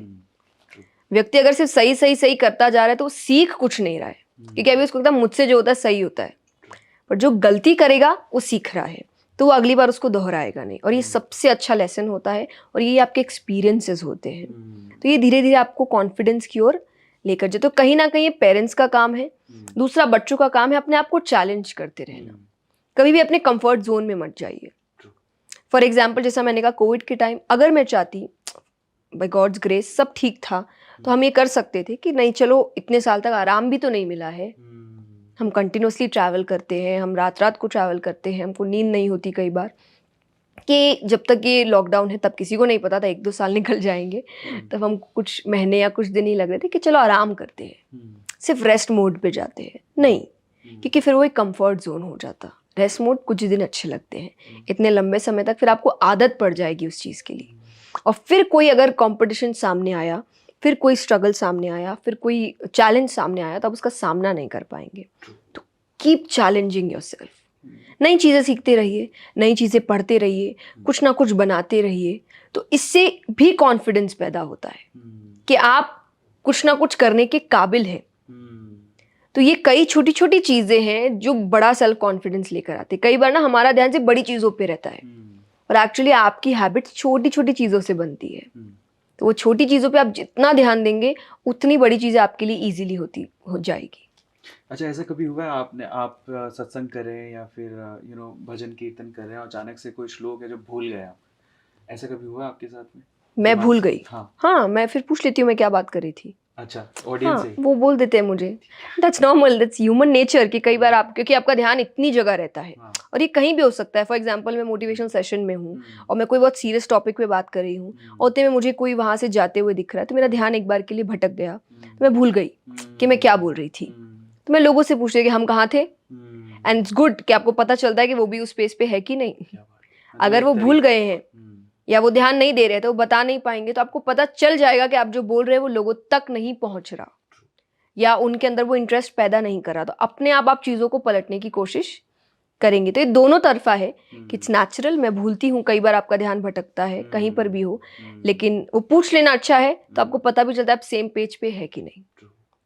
अच्छा, एक और समस्या है यूथ के साथ, क्योंकि बिकॉज आपको बहुत सारा यूथ देखता है, पेरेंटल प्रेशर इतना ज़्यादा है कि बच्चे सिर्फ यही सोचते हैं कि मुझे किसी भी तरह से सक्सेसफुल होना है।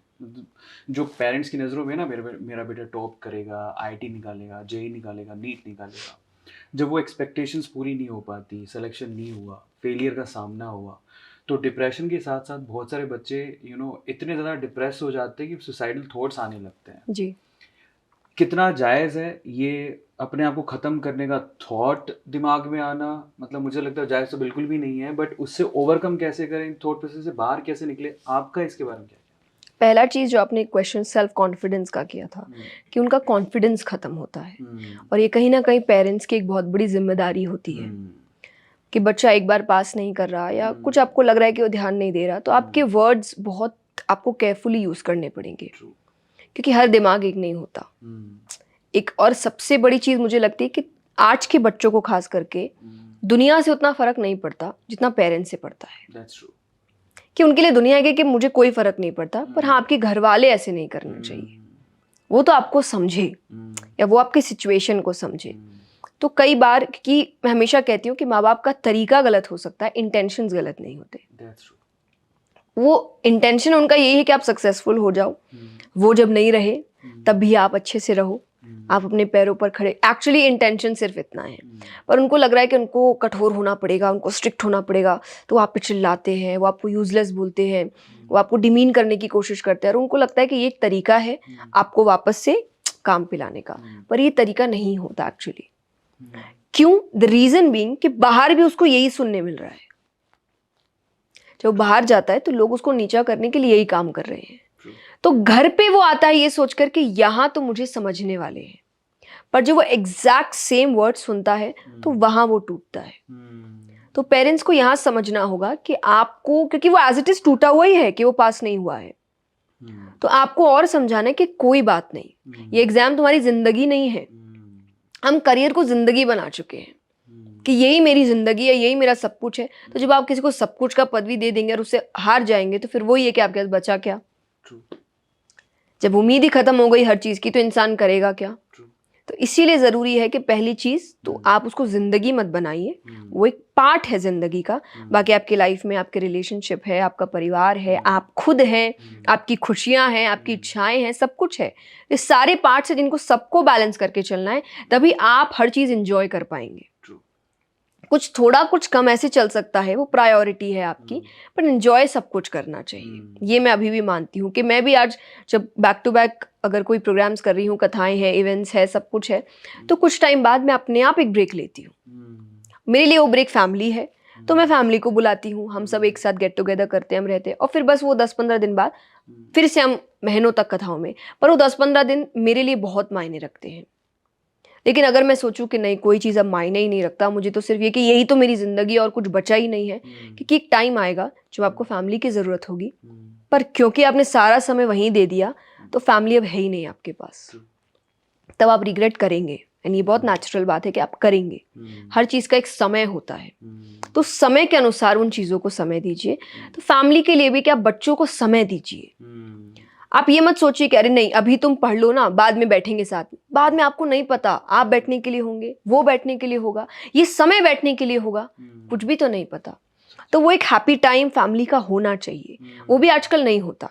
तो बच्चा कहीं पर भी अपना स्ट्रेस उतार नहीं पाता है, उसके अंदर ही रह जाते, क्योंकि कोई बात करने वाला नहीं है घर में।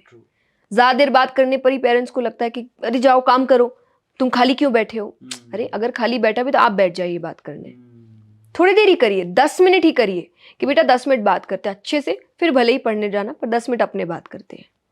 आजकल बच्चे खाना भी रूम में मंगा रहे हैं, ठीक है, और पेरेंट्स को भी लग रहा है कि नहीं पढ़ रहा है ना तो वहीं नहीं, खाना खाते तो आप ठीक से नहीं पढ़ सकते ना, तो एक काम करो, उससे छोड़ के खाना फैमिली के साथ आकर खाओ, या आप वीडियो कॉल पे बैठकर खाइए अगर बच्चा बाहर है तो। पर वो टाइम बहुत जरूरी होता है कि वो वापस से आपको इमोशन से कनेक्ट करता है। देखिए आप कंटिन्यूसली एक मशीन की तरह काम कर रहे हैं, ह्यूमन इमोशंस कहाँ गए, वो वापस कैसे आएंगे, वो आएंगे जब अपनों के साथ रहेंगे। तो ये कहीं ना कहीं पूरी तरीके से पेरेंट्स की जिम्मेदारी है।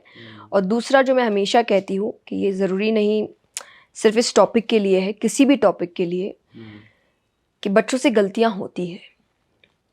मैंने कई पेरेंट्स को कहते हुए सुना है कि मेरे लिए इज्जत सब कुछ है, इसको ख़राब मत करना वरना मैं मर जाऊंगा। बाप रे, ये बहुत जनरल बात है। चलिए मैंने माना इज्जत बहुत जरूरी होती है, ये बहुत बड़ा बैगेज। हाँ, ये बैगेज आप सोचिए कि इंसान तो इंसान है, और ये बात पेरेंट्स भी जानते हैं, गलतियां पेरेंट्स ने भी की होगी। लेकिन जब बच्चे से गलती हो जाती है, भूले भटके हो गई कोई भी गलती, अब ये तो श्योर है कि वो आपको तो नहीं बताएगा। That's true. क्योंकि अब वो इतना डर गया है कि अब मेरे पेरेंट्स को, तो उसको लगा कि उनको कुछ हो, है ना, आप समझ गया। हम ही कर लेते हैं अब जो उनको कुछ होने से पहले। चलिए ये नहीं भी हुआ कि कोई इतने तो स्ट्रांग है कि सुसाइड का रास्ता ना अपनाए, तो वो हेल्प मांगते हैं। आपको लगता है कि कोई जेन्युइनली उनकी हेल्प करेगा? बाहर का इंसान, वो तो अपना फायदा भी लेगा। तो आपके बच्चे किस लेवल के हद तक जा सकते हैं सोचिए, कितना लोग उनको एक्सप्लॉइट कर सकते हैं, कितना उनका फायदा उठा सकते हैं। रीजन सिर्फ इतना है कि वो आपको बताने से इतना डर रहा है। तो मैं हमेशा कहती हूँ कि आप अच्छी सीख दीजिए, आप संस्कार दीजिए, पर एक लाइन विश्वास का अंत में ये रखिए कि मैंने तुम्हें सब समझाया, तुम सोच समझ के काम करो, गलतियां कम से कम करो, लेकिन अगर हो भी गई तो मेरे पास आना, मैं संभाल लूंगा, मैं बचा लूंगा हर चीज से तुमको। ये विश्वास जिस दिन पेरेंट्स ने बच्चों के मन में डाल दिया, आई डोंट थिंक कि बच्चे गलतियों से इतना डरेंगे जितना वो आज डरते हैं, गलत स्टेप्स उठाते हैं, एक्सप्लॉइटेड फील करते हैं, लोग उनका फ़ायदा उठाते हैं। ये सब खत्म हो जाएगा जिस दिन उनका और उनके पेरेंट्स के बीच का वो विश्वास जाग जाएगा वापस। आपको सुन के बड़ा अच्छा लग रहा है और मेस्मराइज हो गया हूँ मैं। पर ये भी मैं जानना चाहता हूँ कि हम आपको सुनते हैं, आप बड़े सुलझे हुए विचार हैं आपके, आप किसको सुनते हो जब आप फ्री होते हो? आपको लगता है कि चलो थोड़ा स्पिरिचुअलिटी को पढ़ लेते हैं या फिर कोई और टॉपिक पे पढ़ लेते हैं, तो आपका गुरु कौन है या आप किसको सुनते हो? मैं अपने पेरेंट्स को सुनती हूँ। मेरे लाइफ में आप मैक्सिमम सीख यही सुनेंगे कि मेरे पापा ने मुझसे ये कहा, मेरी मम्मी ने मुझसे ये कहा, क्योंकि ये भी एक रूटीन है हमारा कि हम हर कुछ दिन में एक टॉपिक उठाते हैं और हमारी पूरी फैमिली बैठती है, लाइक हम चारों बैठते हैं। पर क्योंकि मेरी बहन अभी उसका अब स्ट्रगलिंग पीरियड चल रहा है, वो सीख रही है, तो पहले वो कहीं और रहती थी, वहाँ उसने क्लासेस की, अब वो कहीं और शिफ्ट हो रही, तो वो थोड़ा, लेकिन फिर भी हम जब भी रहे हम चारों एक साथ बैठते हैं, हम एक टॉपिक उठाते हैं। वो टॉपिक जनरल टॉपिक, स्पिरिचुअलिटी हो गया, पेरेंटिंग हो गया, शादी हो गई, डिवोर्स हो गया, कोई भी फिजिकल रिलेशन, कुछ भी हो गया, और फिर हम उस पर डिबेट करते हैं। अब 4 दिमाग चल रहे हैं, एक मेरी मॉम का दिमाग है, एक मेरे पापा का है, दोनों की एज अलग है, यानी एक जनरेशन हमसे अलग है, लेकिन फिर भी जेंडर अलग है तो सोच अलग हो सकती है। हमारी जनरेशन अलग है, हमारी सोच अलग है, पर क्योंकि मेरे और मेरी बहन की फील्ड अलग है तो यहाँ पर भी थॉट्स अलग हो गए, तो 4 दिमाग एक साथ आ रहे हैं। बस इसमें यह है कि हमारा पक्का होता है कि उस 1-2 घंटे के लिए भूल जाना किसका क्या किससे रिश्ता है, कि बीच में वो एक दरार ना आ जाए कि ऐसे बात नहीं करना, ये नहीं करना, मुझे ऐसे कैसे बोल सकते हो। एक गलती तो हो सकता है पेरेंट्स की किसी बात पे भी हो, तो मैं वो गलती को उजागर कर दूं, या फिर मेरी कोई गलती हो तो वो उसको उजागर कर दे, तो मेरे ईगो को नहीं लगना चाहिए या उनके ईगो को नहीं लगना चाहिए। तो वो उतनी देर के लिए हम भूल जाते हैं कि हम एक दूसरे के कौन है और हम उस टॉपिक पे बात करते हैं। तो सोचिए आपको 4 थॉट्स मिलते हैं एक ही टॉपिक के, क्या बात है। और फिर अपने कमरे में जाके ठंडे दिमाग, और कोई किसी को गलत सही नहीं ठहराएगा, ये सिर्फ डिबेट चल रहा है, जिसके दिमाग में जो आ रहा है वो बोल रहा है। अब सब बैठो अकेले में और सोचो, और फिर उसका कंक्लूजन निकाल के तुमको जो सही लगता है तुम उसको अपने हिसाब से डिसीजन में लो।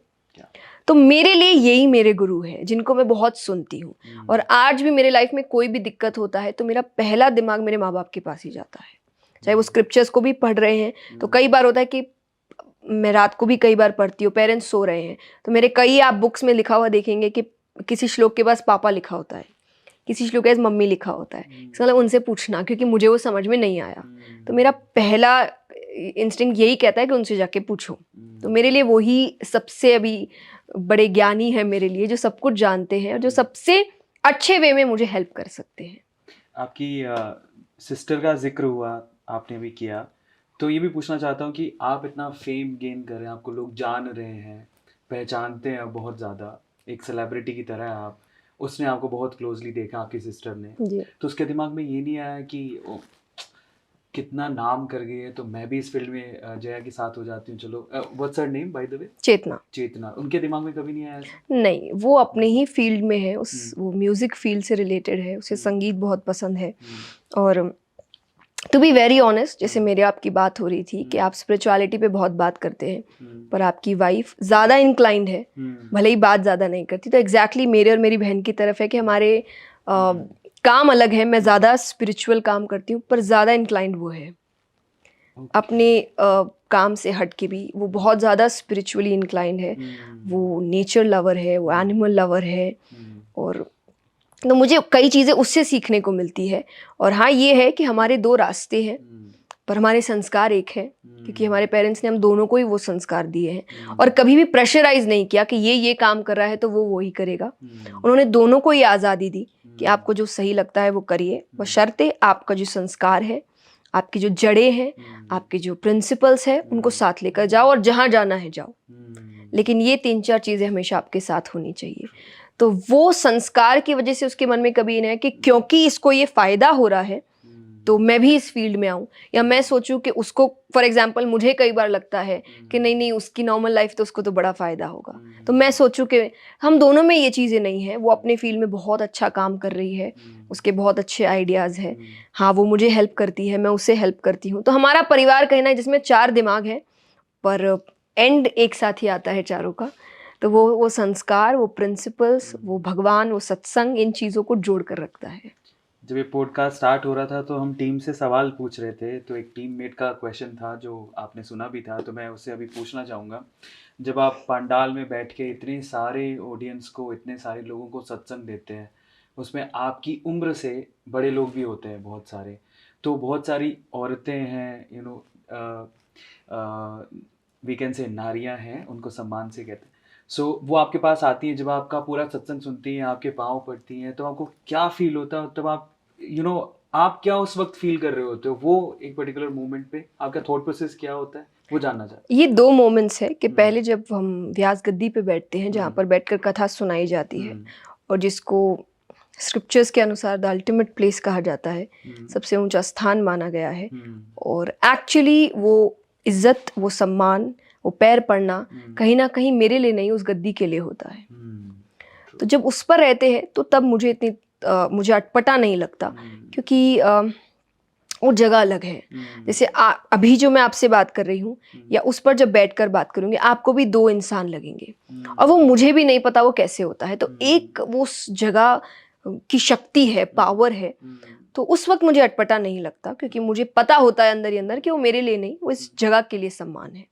उससे जब नीचे उतरते हैं तो एक भावनाएं तो जुड़ी है सबकी, तो पर मैं कोशिश करती हूँ, और मैं 100% मेरे तरफ से जितना हूँ, मैं किसी को पैर पड़ने नहीं देती, क्योंकि पैर पड़ने के लिए वो मेरे से बहुत बड़े हैं। हाँ, हम सम्मान करते हैं एक दूसरे का, हम जय श्री कृष्णा करते हैं, हम हाथ जोड़ते हैं, और मुझे उससे नहीं, क्योंकि वो कहीं ना कहीं उस जो बातें मैं उनको बता रही हूँ, जिस तरीके से मैं उनका हेल्प कर रही हूँ, वो उस हेल्प का सम्मान है कि आपसे हमने कुछ सीखा है। और जब आप सनातन धर्म की बात करें तो सनातन धर्म में ज्ञान की कोई उम्र नहीं होती, और गुरु यानी जिससे आपको सीख मिला। गुरु बहुत होते हैं, या आज मैं आपसे कुछ सीख रही हूँ तो मेरे लिए आप भी एक तरीके के गुरु है। मैं कहीं और जाऊंगी, उनसे मुझे एक बात भी सीखने को मिले, वो भी मेरे गुरु हो गए। तो सीखते आप सबसे हैं, और जिससे आप सीखते हैं आप उसकी इज्जत करते हैं। तो वो इज्जत इसीलिए कि उनको शायद वो 3-4 घंटे मुझसे कोई सीख मिली है, या उन बातों से कोई सीख मिली है, तो वो उसका सम्मान है। तो मैं उस सोच को लेकर मुझे कोई दिक्कत नहीं है कि जब वो सम्मान करते। पर हाँ, मैं अगर व्यास गद्दी से नीचे हूँ तो मैं किसी को पैर नहीं पड़ने देती। क्या बात है, क्या बात है। एक और जितना कॉन्वर्जेशन हुआ है अभी तक, मुझे समझ में आया है कि आप आध्यात्मिकता में तो हैं ही, लेकिन आप फैमिली पर्सन भी हैं जी। कुछ रूमर्स कभी कभार उठती हैं आपके बारे में, आपकी शादी को लेके, तो उसमें कितनी सच्चाई है? बिल्कुल सच्चाई नहीं है, वो सिर्फ रूमर्स है। और मैंने ये पहले भी कहा है कि अगर मेरी शादी कभी भी होगी तो मुझसे ही बता दी जाएगी आपको कि वो हो रही है। मेरे चैनल्स है, वेरीफाइड चैनल्स है, और जब भी होगी आपको डायरेक्टली बता दी जाएगी। पर अदरवाइज सब रूमर्स है, क्योंकि मुझे बहुत कुछ करना है, मेरे बहुत सपने हैं। हाँ, हम ये भी मानते हैं जब लिखा है तब होना ही है। पर अगर आपके खुद के हिसाब से सोच की बात कही जाए तो अभी ऐसी कोई सोच नहीं है मेरी कि शादी के बंधन में मैं बंध जाऊं। But to be very honest, करेंगे, क्योंकि साधु या साध्वी या संत मैं अपने आप को नहीं मानती। मैं एक बहुत ही नॉर्मल लड़की हूँ, जैसे आप हम सब है, अपने घरों में रहते हैं, परिवार के साथ, दोस्तों के साथ, अपनी इच्छाएं भी पूरी करते हैं। एक नॉर्मल लाइफस्टाइल जो होती है हर व्यक्ति की, वो जीते हैं। पर साथ ही साथ मैं बहुत स्पिरिचुअल हूँ, मैं बहुत रिलीजियस हूँ, मैं भगवान को बहुत मानती हूँ, और शायद इन्हीं के कारण आज जो मैं कर रही हूँ वो है। पर अदरवाइज क्योंकि मैंने कहा नॉर्मल है, तो शादी भी होगी, परिवार भी होगा, सब कुछ होगा, पर अपने टाइम पर होगा।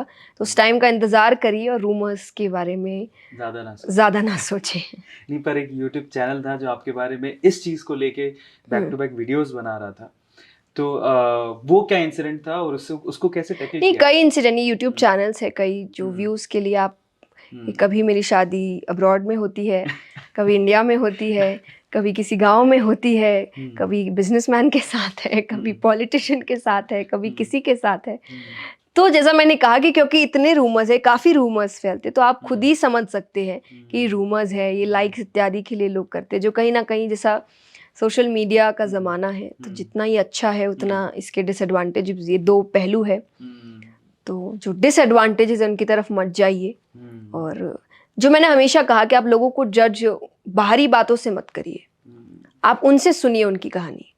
तो मेरे लिए भी जब मैंने आपको कह रही हूँ कि शादी होगी तो आपको बता दिया जाएगा, और मुझसे ही बता दिया जाएगा, क्योंकि छुपाने वाली बात नहीं है। देखिए, कोई ऐसे छुपा के नहीं रह सकता, तो जब होगी तब पता चल जाएगा, और मुझसे ही पता चलेगा।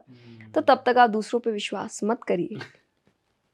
रूमर्स पे विश्वास नहीं करना है, बिल्कुल सही बात है, इस चीज़ को ध्यान में रखिएगा आप। और अब अगला जो सवाल है वो बहुत बहुत इम्पोर्टेंट है और ये इस सेगमेंट का आखिरी सवाल है, उसके बाद हम लोग अगले सेगमेंट की तरफ चलेंगे। बिकॉज आपको लोग अगेन मैं कहूँगा कि आप एक आइडल की तरह हो, तो मुझे लगता है कि आपकी जो दिनचर्या होगी, जो स्केड्यूल आपने अपने लिए डिसाइड किया होगा, वो भी बहुत आइडियल होगा। तो लोगों का इंटरेस्ट होगा इस चीज़ को जानने में कि आप एक्चुअली कैसी दिनचर्या जीती हैं, क्या स्केड्यूल रहता है आपका पूरे दिन का? देखिए 2 स्केड्यूल्स रहते हैं मेरे, जब मैं इवेंट्स में हूँ, कथाओं में हूँ, सेशंस में हूँ अपने, तो तब एक बहुत ही डिसिप्लिन्ड स्केड्यूल होता है, जहाँ हर चीज़ टाइमली होती है, उठना टाइमली होता है, खाना टाइमली होता है, पढ़ाई टाइमली होती है, कथा टाइमली होती है।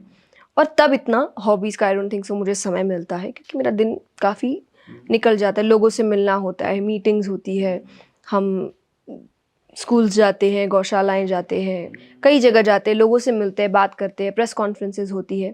तो एक थोड़ा हेक्टिक भी है पर डिसिप्लिन भी है, जहाँ एक समय तय होता है हर चीज़ का और उससे आगे पीछे नहीं होता। पर जब घर पे होते हैं तो आप एक रेस्ट मोड पे होते हैं, तो दिनचर्या नॉर्मल होती है कि आप एक टाइम पे उठते हैं, आप तैयार होते हैं। फिर उसके बाद मेरे 1-2 चीज़ है जो मैं कभी मिस नहीं करती, दैट इज़ मंत्र चैंटिंग, मेरी पूजा। मंत्र चैंटिंग मेरे लिए मेडिटेशन है, तो अगर आप उसका नाम देखें, मेरी मेडिटेशन और मेरी पूजा, ये मैं सुबह भी करती हूँ और सोने से पहले भी करती हूँ। तो नो मैटर व्हाट मैं कहाँ हूँ, ये 2 चीज़ें हमेशा होती है। बाकी चीज़ें इधर उधर हो सकती है, पर ये 2 चीज़ें कभी इधर उधर नहीं होती। तो ये पक्का है। और बाकी फैमिली टाइम होता है। फिर जैसा मैंने कहा कि हम सारी मील्स एक साथ करते हैं, और बाकी फिर आप ऑफिस जा रहे हैं, आप मीटिंग्स अटेंड कर रहे हैं, कि घर जाने के बाद भी बहुत काम होते हैं, आपको टीम से मिलना होता है, आपको नए प्रोजेक्ट्स प्लान करने होते हैं। तो ये चीज़ें मिक्सड अप होती है, ये डिसिप्लिन्ड वे में नहीं होती, क्योंकि आपको पता नहीं होता। आप जस्ट आए हैं तो आप बैठते हैं, थोड़ा समय लेते हैं बनाने का, तो कोई बहुत अतरंगी सा शेड्यूल नहीं होता मेरा, एक नॉर्मल सा शेड्यूल है जो आप चीज़ें सोचते हैं, क्योंकि बस काम बहुत होता है, अलग अलग प्रोजेक्ट्स होते हैं, तो आपका दिमाग काफ़ी जगह लगता है। अदरवाइज मेरा रेस्ट मोड इज़ फैमिली। क्या फैमिली के साथ रहिए, खाइए, एंजॉय करिए, मूवीज़ देखिए, अच्छी अच्छी मूवी अगर कोई निकल रही है जो अच्छी सीख देती है वो देखिए, बातें करिए, डिबेट्स करिए क्योंकि वो भी कम मिलता है। तो ये बहुत ही सिंपल सी, दोस्तों से मिलती हूँ मैं, काफ़ी समय बाद जाती हूँ तो मैं उनको घर बुलाती हूँ या उनके घर जाती हूँ। बाहर जाना थोड़ा मुश्किल होता है क्योंकि लोग पहचानते हैं और फिर वो आपके प्राइवेसी में एक तरीके से दिक्कत हो जाती है, तो मैं बाहर थोड़ा कम ही कोशिश करती हूँ। पर हम घर बुलाते हैं, पूरा पूरा दिन एक साथ बिताते हैं, बातें करते हैं। तो बड़ी सिंपल सी दिनचर्या होती है मेरी जब मैं घर पे रहती हूँ। आप मूवी का जिक्र कर रहे थे, तो लास्ट मूवी आपने कौन सी देखी है और उससे क्या सीखा आपने?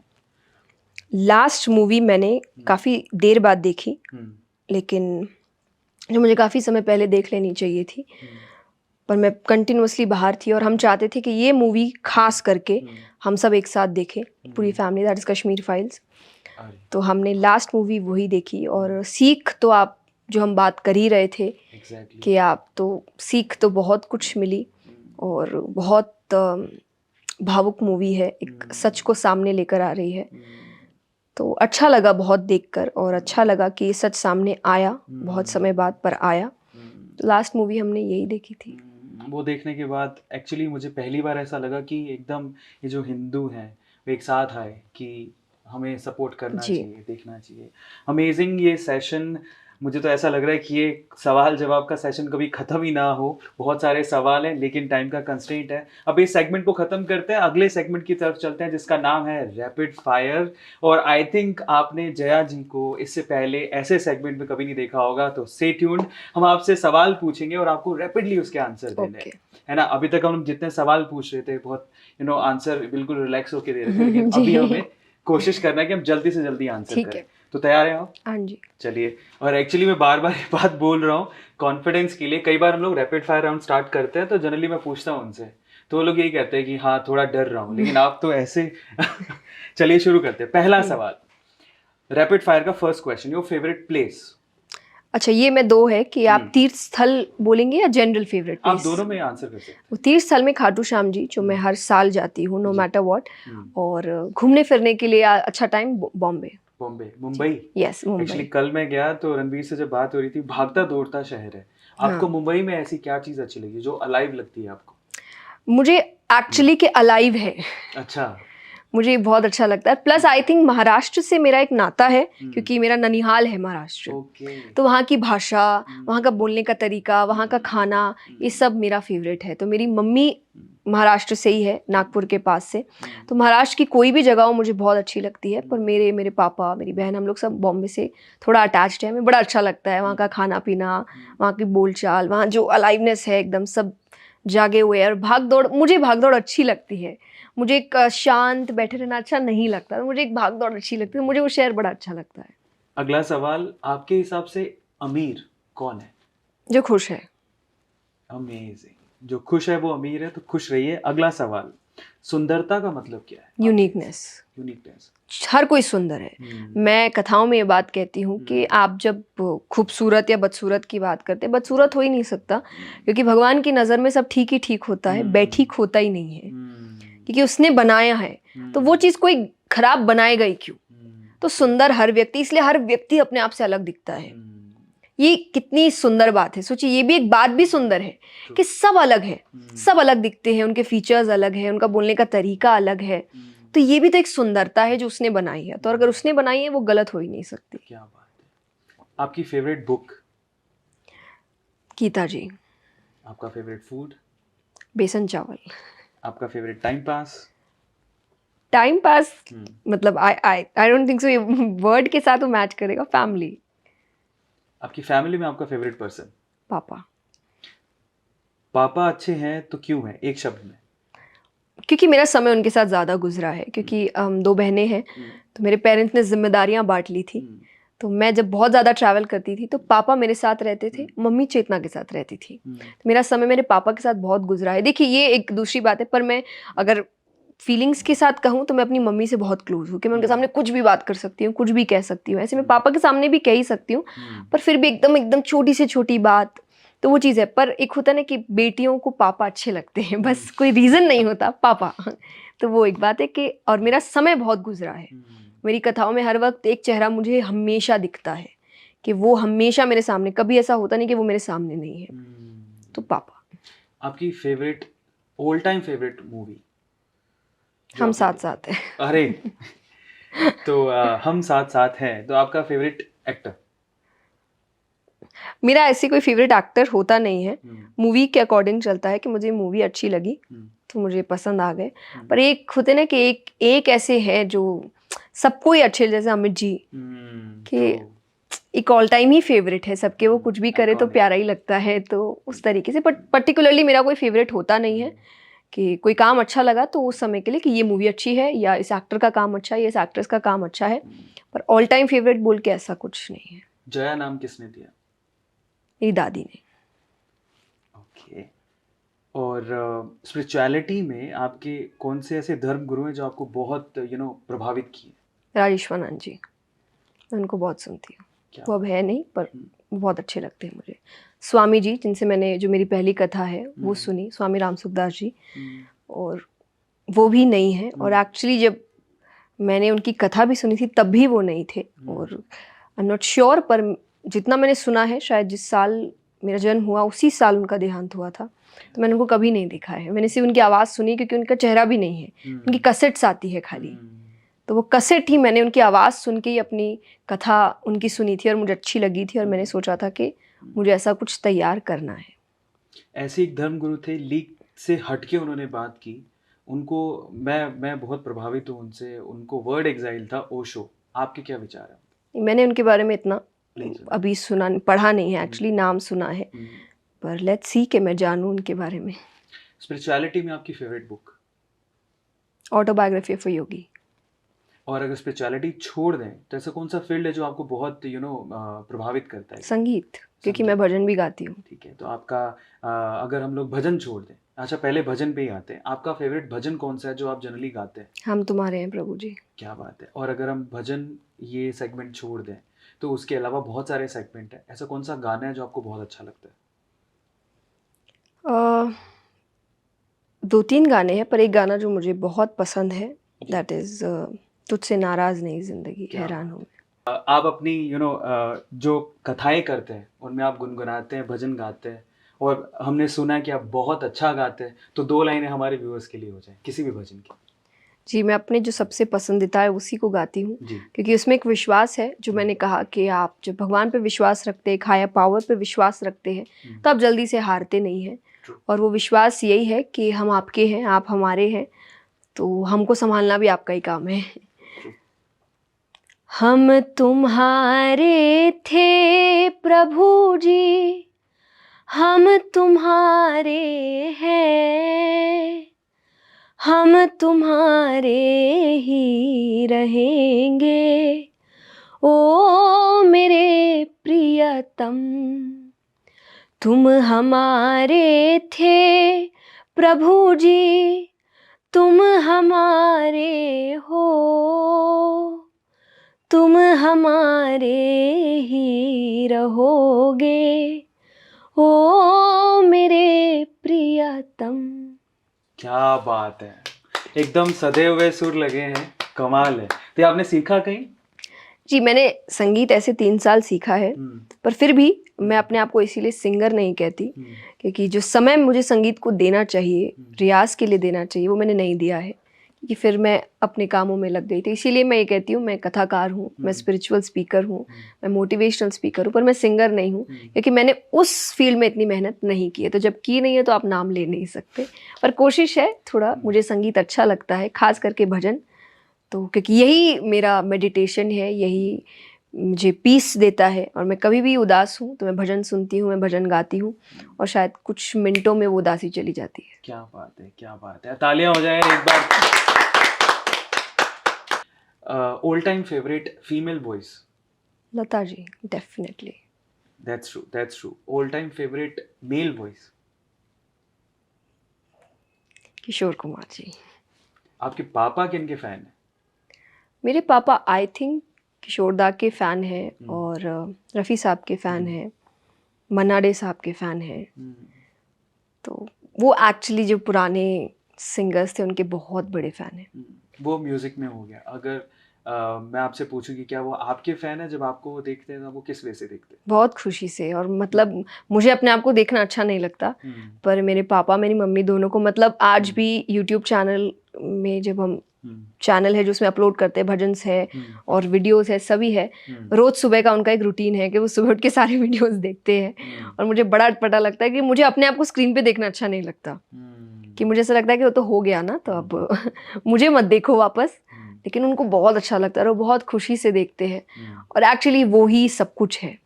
मेरी ज़िंदगी की सबसे बड़ी खुशी यही है जब उनके चेहरे पे वो खुशी आती है, मुझे ऐसा कुछ काम करते हुए देखते हुए जो उनको लगता है कि अच्छा है बहुत। स्कूल टाइम का ऐसा कोई इंसिडेंट जो आपके पापा को आपने बताया नहीं? ऐसा कुछ हुआ नहीं, क्योंकि मैं बहुत ही अच्छी स्टूडेंट थी, पढ़ाई वाइज नहीं, पढ़ाई में एवरेज स्टूडेंट थी, पर क्योंकि मैं काम करती थी और थोड़ा बहुत स्कूल मिस होता था, तो एक टीचर्स की नज़र में मैं हमेशा थी। तो मुझे ऐसा लगता था कि अगर मैंने कोई गलती कर दी तो ये बात तो तुरंत पेरेंट्स तक जाएगी, तो इसीलिए मैं गलतियां नहीं करती थी। मैंने कभी भी क्लासेस जल्दी से बंक नहीं की, स्कूल बंक करना तो बहुत दूर की बात है। तो मैं गलतियों से बचती थी, और तो ऐसा कुछ खास है नहीं जो मेरे पापा को नहीं पता हो। Favourite politician? I think Atal Bihari Vajpayee ji. क्या बात है, देना चाहिए हमें आंसर। वो हमारे, मुझे लगता है कि जितने भी प्राइम मिनिस्टर हुए हैं, प्रधानमंत्री हुए हैं जी, उनमें वन ऑफ द बेस्ट थे। आपने उनको सुना है, अटल बिहारी वाजपेयी जी? हाँ जी, मैंने कई बार उनको सुना, उनकी बातें मुझे काफ़ी अच्छी लगती है। मेरे पापा ने मुझे एक्चुअली सबसे पहली बार सुनाया था, और वो मुझे सुनाते रहते हैं, वो कुछ ना कुछ, वो न्यूज़ देखेंगे तो मुझे बैठाते हैं, पर जैसा मैंने कहा मुझे काफ़ी कम समय मिलता है इस चीज़ों का, इसीलिए मुझे इतना पता नहीं होता है कि जनरली क्या हो रहा है, कितना है, पर जितना पता होता है उस हिसाब से तो मुझे वो अच्छे लगते हैं। मैंने उनको जब सुना, और वो सबको अच्छे लगते हैं, मुझे ऐसा लगता है। हमें आज़ादी बहुत मेहनत से मिली है, तो ऐसा कोई क्रांतिकारी, आज़ाद भगत परिंदा, सिंह। भगत सिंह, क्या बात है। उनका सबसे अच्छी चीज़ क्या लगती है आपको? डिवोशन, जैसा आप मुझसे पूछ रहे यंग एज में, उस यंग एज में अपने देश के लिए डिवोशन, दैट्स ट्रू। इतनी देशभक्ति, it's amazing. Favourite TV channel? I don't know, ऐसा कोई फेवरेट नहीं है मेरा, मैं कुछ भी देख सकती। जैसे मैंने कहा ना, मुझे कुछ मैं अकेली मैं कुछ भी देख सकती हूँ, कई बार मुझे पता भी नहीं चलता सामने कौन सा चैनल चल रहा है कि मैं अब बैठी हूँ बस में कि मेरा थॉट्स कहीं और चले जाते हैं। टीवी तो एज कोई ऐसा कोई पर्टिकुलर चैनल नहीं है कि मैं तो इसी चैनल को ही देखूंगी, कुछ भी चल सकता है। बस वो अगर एंटरटेनमेंट पीरियड है तो बस एंटरटेन होना चाहिए, दैट्स इट। तब मैं वो उतना ही दिमाग लेके चलती हूँ कि ये मेरा एंटरटेनमेंट पीरियड है, तो मुझे थोड़ा कभी कोई मजाक हो गया, कोई यूट्यूब चैनल पे मैंने कोई हंसी मजाक के वीडियोस देख लिए, कभी कोई मूवीज़ के हंसी मजाक के वीडियोस देख लिए, हेरा फेरी तो ये सब चीज़ें थोड़ा सा जब हंसने के मूड में तो देख, तो कोई ऐसे कोई पर्टिकुलर चैनल नहीं है। नेटफ्लिक्स, अमेजोन प्राइम, सोनी, सब में कुछ ना कुछ अच्छा जिसमें अच्छा निकलेगा वो देखेंगे। नेटफ्लिक्स में कोई अच्छी मूवी निकली है, वेब सीरीज, तो हम उसको देखेंगे। और अगर कहीं और प्राइम वीडियो है, कहीं पर भी कुछ निकलेगा जो अच्छा है और मुझे लगता है कि हमें देखना चाहिए, तो हम देखते हैं। तो वो कोई पर्टिकुलर नहीं हम इसी को देखेंगे, आप जिसमें अच्छी चीज़ निकालेंगे हम उसको देखेंगे। हमारा ध्यान अच्छी चीज़ पर है। जो हमारी एंटरटेनमेंट इंडस्ट्री है बेसिकली दो चीज़ों को देखती है। आप एक अच्छे कम्युनिकेटर हो या फिर आप अच्छा दिखते हो, तो आपको ऑफर्स आते हैं जी। आप में दोनों क्वालिटीज़ है। तो आपको कभी फ्रंट ऑफर आया बॉलीवुड की तरफ से कि चलो आओ, कभी ऐसा बिग बॉस में काफ़ी बार ऐसा होता है कि लोग धर्मगुरु को बुलाते हैं? पता नहीं, देखिए टू बी वेरी ऑनेस्ट, हो भी सकता आए हो भी सकता नहीं आए हो, क्योंकि ये चीज़ें मेरी टीम देखती है। पर मेरी टीम को पहले ही पता है कि मेरा ऑब्जेक्टिव क्या है काम करने का, तो हम इन चीज़ों पे ज़्यादा ध्यान नहीं देते। पर अगर कोई धार्मिक फिल्म है जो बनने जा रही है, आप पे ही बन रही है, आप ही को ऑफर आ गया, तो एक्सेप्ट करोगे? पता नहीं। Future plan. यहाँ पे हमारा रैपिड फायर सेगमेंट भी खत्म होता है। अब हम अगले सेगमेंट की तरफ चलते हैं, जहां पर आई थिंक वो सेगमेंट ऐसा ही है जितना मैं सोच पा रहा हूँ कि मैं आपके सामने एक वर्ड बोलूंगा, ठीक है, और उस वर्ड को सुनने के बाद आपका क्या रिएक्शन है या आपके दिमाग में क्या आता है, आपको ब्लंटली वो बताना है। अच्छा ठीक है। तो चलो स्टार्ट करते हैं। पहला, भाग्य। मेहनत। दूसरा, प्रकृति, नेचर। पेशेंस। पैसा। ज़रूरी। प्रेम। अनकंडीशनल। संतोष। मुश्किल। ईगो। ये वर्ड नहीं कहूँगी, पर इसमें विनाश काले विपरीत बुद्धि मेरे लिए, कि जब ईगो आता है इंसान में तो अच्छे से अच्छी चीज़ को भी अंत में ले आता है। ट्रू। देशभक्ति। ज़रूरी। समय। कीमती। खाना। बहुत अच्छा लगता है पर खा नहीं सकते, जैसा आपने कहा कि अब आप बाहर रहते हैं, आपको अपने हेल्थ का भी ध्यान रखना पड़ता है, पर बहुत अच्छा लगता है। Like, खाना इज द बेस्ट थिंग, हम खाने के लिए ही जीते हैं। पापा। सब कुछ। और जया खुद के लिए? बहुत कुछ और फाइनली अगर जया को डिफाइन करना हो एक ही वर्ड में, तो वो क्या होगा? एक्सप्रेसिव। अमेजिंग। मुझे ऐसा लगता है कि ये कहते हैं ना कि आप सबका एक यूएसपी होता है। मुझे ऐसा लगता है कि एक्सप्रेस करने का तरीका मेरी यूएसपी है, चाहे वो गाने में हो, चाहे वो बोलने में हो, चाहे वो भावनाओं को सामने व्यक्त करने में हो। और ये मैं अपने मन से नहीं कह रही, कि मुझे सामने से लोगों ने ये बात कही है कि अगर मैं कोई ऐसी बात कर रही हूँ जो और भी लोग कर रहे हैं पर उनको मेरी ही बात अच्छी लग रही है क्योंकि मैं उसको एक्सप्रेस अच्छे से करती हूँ, तो शायद ये कि मेरा एक्सप्रेसिव नेचर, कि मैं चीज़ों को एक्सप्रेस बहुत अच्छे से कर सकती हूँ। आखिरी सवाल इसी सेगमेंट में, जिंदगी। एक्सेप्टेंस। ये गीता जी की भी बात है कि आप जिंदगी को एक्सेप्ट करना सीखिए। जैसे सीजन्स है कि आप सीजन्स हटा नहीं सकते। अब आपको गर्मी अच्छी नहीं लग रही है तो आप क्या बोलेंगे, गर्मी चली जाए, वो चली जाएगी नहीं।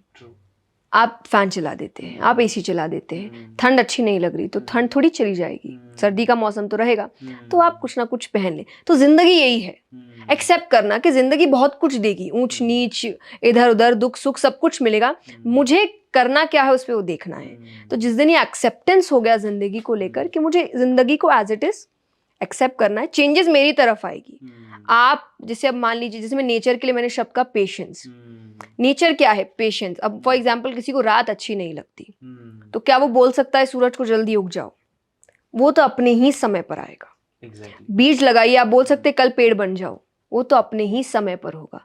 तो तुम अपने रिएक्शंस ठीक कर सकते हो। तो जिंदगी भी यही है कि दुख तो आएंगे, अप्स एंड डाउन्स ये लगे रहेंगे, प्रॉब्लम्स आती रहेगी, खुशियां भी आती रहेगी, पर अगर तुम इन चीजों को अपने ऊपर हावी नहीं होने दोगे, कब, जब तुम मान के चलोगे कि ये होगा। तो मैं मान के चलती हूँ कि कुछ भी हो सकता है कभी भी, ये एक एक्सेप्टेंस है मेरे लिए। जिंदगी माने कुछ भी कुछ भी हो सकता है, तो मैं रेडी हूँ हर चीज़ के लिए। पर अगर यही मैं मान लूँ कि नहीं मेरे ही हिसाब से होगा, मेरी ही प्लानिंग चलेगी, तो वो तो होगी नहीं। क्योंकि ये 2 साल ने यही सिखाया कि लोगों ने बहुत कुछ प्लान किया, नेचर ने कुछ और ही प्लान किया। एग्जैक्टली। पर जिसने उसको मान लिया वो इस 2 साल में ठीक से निकल गए। जिसने ठीक से नहीं माना उनको दिक्कत हुई है, चाहे डिप्रेशन हो, स्ट्रेस हो, जो उनको प्रॉब्लम्स हुई है। तो यही है कि जिंदगी को मान के चलो कि जिंदगी कुछ भी ला सकती है, पर मैं सामना कर लूंगी। तो मेरी यही सोच है कि जो लाना है सामने लाओ, मैं सामना कर लूंगी। आखिरी 2 सवाल जोड़ना चाहूंगा इसी से रिलेटेड। जिंदगी का सबसे कड़वा सच? मृत्यु। और जिंदगी का सबसे मीठा फल? परिवार। क्या बात है। मेरा तो मन ये कर रहा है, सच बता रहा हूँ, कि कॉन्वर्सेशन कभी एंड ना हो, कभी खत्म ना हो। बिकॉज फर्स्ट टाइम मुझे ऐसा लग रहा है कि हमने बड़ा पेशेंस के साथ में और बड़ा पैशन के साथ में इस कॉन्वर्सेशन को सुना, हमने किया।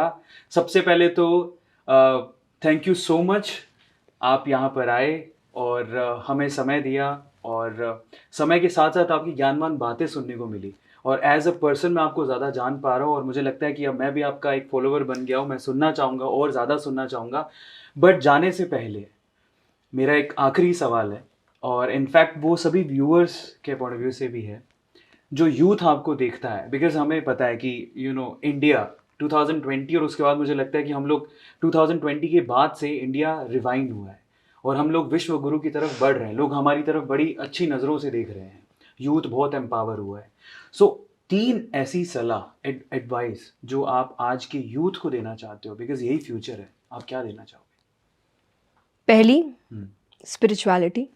ये दुनिया बदल सकती है ये चीज़, और यंग एज में ये चीज़ बहुत ज़रूरी है कि आप यंग एज में स्पिरिचुअलिटी को अपना लीजिए। दूसरा, पेशेंस। हर चीज़ को इतनी जल्दी पाने का धुन मत रखिए, चाहे वो करियर है, चाहे वो रिलेशनशिप है, चाहे वो प्यार है, चाहे वो पैसा है, कुछ भी है, उसकी भागदौड़ मत रखिए कि ये तो मेरे ही समय पर मुझे मिलना चाहिए। क्योंकि यही चीज़ आपको कर्म योग सिखाता है। फल की चिंता का मतलब क्या है कि फल की चिंता मत कर, क्योंकि फल की चिंता जब होती है तब आप एक टाइम पीरियड बांध देते हैं कि ये तो इसमें ही होना चाहिए, नहीं हुआ तब तो मैं छोड़ दूंगा। तो ये गलत है। तो आप जब कर्म योग देखते तो कर्म करो, बस वो कहीं ना कहीं उसका फल मिलेगा। कई बार ऐसा हुआ है कि मैंने मेहनत कहीं और की है, फल मुझे कहीं और मिल गया, और दूसरों को लग सकता है कि अरे इसको तो ये एक रात में मिल गया। जो एक बात भी सक्सेस कि एक रात की बात लगती है, नहीं, बात तो है कि सालों से उसकी मेहनत चल रही है, वो आपको नहीं दिखी है, लेकिन आपके सामने जब सक्सेस आया तो आपको वो एक इवेंट का सक्सेस लगा कि अरे पहली बार में। उसके पहले कितने इवेंट्स फेल हुए आपको नहीं पता। तो वही चीज़ है कि वो पेशेंस, लेकिन वो चीज़ें आपको जो सिखा रही है वही आप अपने सक्सेसफुल इवेंट में बोलते हैं। आज अगर आपको मेरी बात अच्छी लग रही है तो ये कोई ऐसा नहीं कि पहली बार मैंने बोला और हो गया। मैंने इसके लिए बहुत पढ़ा है, कई बार मैंने गलतियां भी की है, मैंने उन बातों से सीखा है, फिर मैंने उसके बारे में और जाना है, तब जाके आज मैं इतनी बातें कर पा रही हूँ कि किसी को पहली बार में वो बात अच्छी लग रही है। पर किसी और को लग सकता है कि अरे देखो पहली बार में, अरे इनके लिए तो नेचुरल। मुझे ये चीज़ थोड़ी अजीब लगती है कि तो नेचुरल है, हो जाता है, लाइक हो नहीं जाता है। आई वर्क फॉर इट, मैं इसके लिए बहुत मेहनत करती हूँ, तब जाके आपको इतना इजी लगता है ये चीज़। उसको इजी बनाने के लिए मेहनत लगी है, पर वो मेहनत में पेशेंस लगता है कि आप झुंझलाइए मत। तो जैसे एक स्पिरिचुअलिटी की, तो पेशेंस भी एक चीज़ है। और तीसरा, spend some time with nature and with humans. मशीनों से थोड़ा कम करके थोड़ा लोगों के साथ समय बिताइए। ये आपके अंदर एक अलग बदलाव लेकर आएगा, जो बदलाव आज नहीं आ रहा क्योंकि हम इन दोनों चीज़ों से दूर भाग रहे हैं। कहते ना, लोग कहते मेरा तो इंसानों से पटता नहीं। तुम इंसान हो और तुम्हारा इंसानों से ही नहीं पट रहा, ये तो गलत। आप, मैं मान सकती हूँ टॉक्सिक लोग होते, पर उसको हैंडल करो। क्यों? क्योंकि आप इंसान हैं, आपका इंसानों से ही पटना चाहिए। तो वही चीज़ है कि आप थोड़ा समय नेचर और इंसानों के साथ थोड़ा ज़्यादा बिताइए। और चाहे आपकी फैमिली हो सकती है, फॉर एग्जांपल मैं लोगों के साथ ज़्यादा नहीं बिता सकती क्योंकि मैं इतना ओपन अप सबसे नहीं हो सकती, तो मैं फैमिली के साथ बिताती हूँ। मैं उनसे बात करती हूँ, उनका पॉइंट ऑफ व्यू लेती हूँ, अपना पॉइंट ऑफ व्यू देती हूँ। तो एक कॉन्वर्सेशन कंटिन्यूसली होता रहता है। जगा रहता है कॉन्वर्सेशन। जिस दिन वो कॉन्वर्सेशन बंद हो जाएगा, रिश्ते खत्म हो जाएंगे, आपके अंदर इमोशंस खत्म होते जाएंगे, आपको चीज़ें बहुत जल्दी ट्रिगर करने लगेगी। क्यों? क्योंकि अभी आप किसी से बात नहीं कर रहे और अचानक कभी करेंगे, आपको कोई भी बात ट्रिगर कर सकती है। तो वो चीज़ों को, तो ये 3 चीज़ें आपके अंदर एक बहुत बड़ा बदलाव ला सकती है और हर फील्ड में आपको हेल्प कर सकती है, लिटरली हर फील्ड में। अमेजिंग, ओह माय गॉड, बहुत कुछ सीखने को मिला है। और मैं खुद आपसे कॉन्वर्जेशन करने के बाद बहुत सारी चीज़ें सीखा हूँ, कोशिश करूँगा इम्प्लीमेंट कर सकूँ।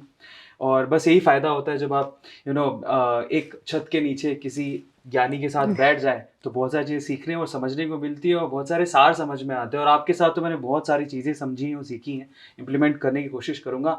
और इनफैक्ट मैं चाहूँगा कि आपके साथ कभी और एक बार और मौका मिले पॉडकास्ट करने का, और बहुत सारे सवाल हम लोग लेंगे, क्योंकि आज तो टाइम कंस्ट्रेंट हो, बहुत लंबा सेशन वैसे ही हो गया, बट बहुत सारे सवाल रह गए जो अगली बार कभी कोशिश करेंगे उसको पूरा करने के लिए। लेकिन फिर भी मैं आप लोगों से कहूँगा कि आपको सबसे पहले गाइस, आई थिंक ये सेशन में बहुत सारी चीज़ें सीखने को मिली होंगी, लेकिन एक पर्टिकुलर चीज़ जो आपको बहुत ही अमेजिंग लगी, एक क्वेश्चन जिसका आंसर आपको जया जी से बहुत अमेजिंग लगा, उसे कमेंट सेक्शन में लिखिएगा। दूसरा, आप हैं तो हम हैं, इसीलिए आप लोगों को सिंपली एक काम करना है, इस पर्टिकुलर सेशन को लाइक करना है, चैनल को सब्सक्राइब करना है और शेयर करना है लोगों के साथ, क्योंकि बुरी बातें फैलने में एफर्ट्स नहीं लगते, लेकिन अच्छी बातों को फैलाना, ये इसमें बहुत एफर्ट लगता है और आपकी मेहनत हमें इसके लिए चाहिए। So please share this particular session और प्यार फैलाइए इसी तरह से। और ज़रूर बताइएगा कमेंट सेक्शन में कि आपको कौन सा सेगमेंट सबसे अच्छा लगा।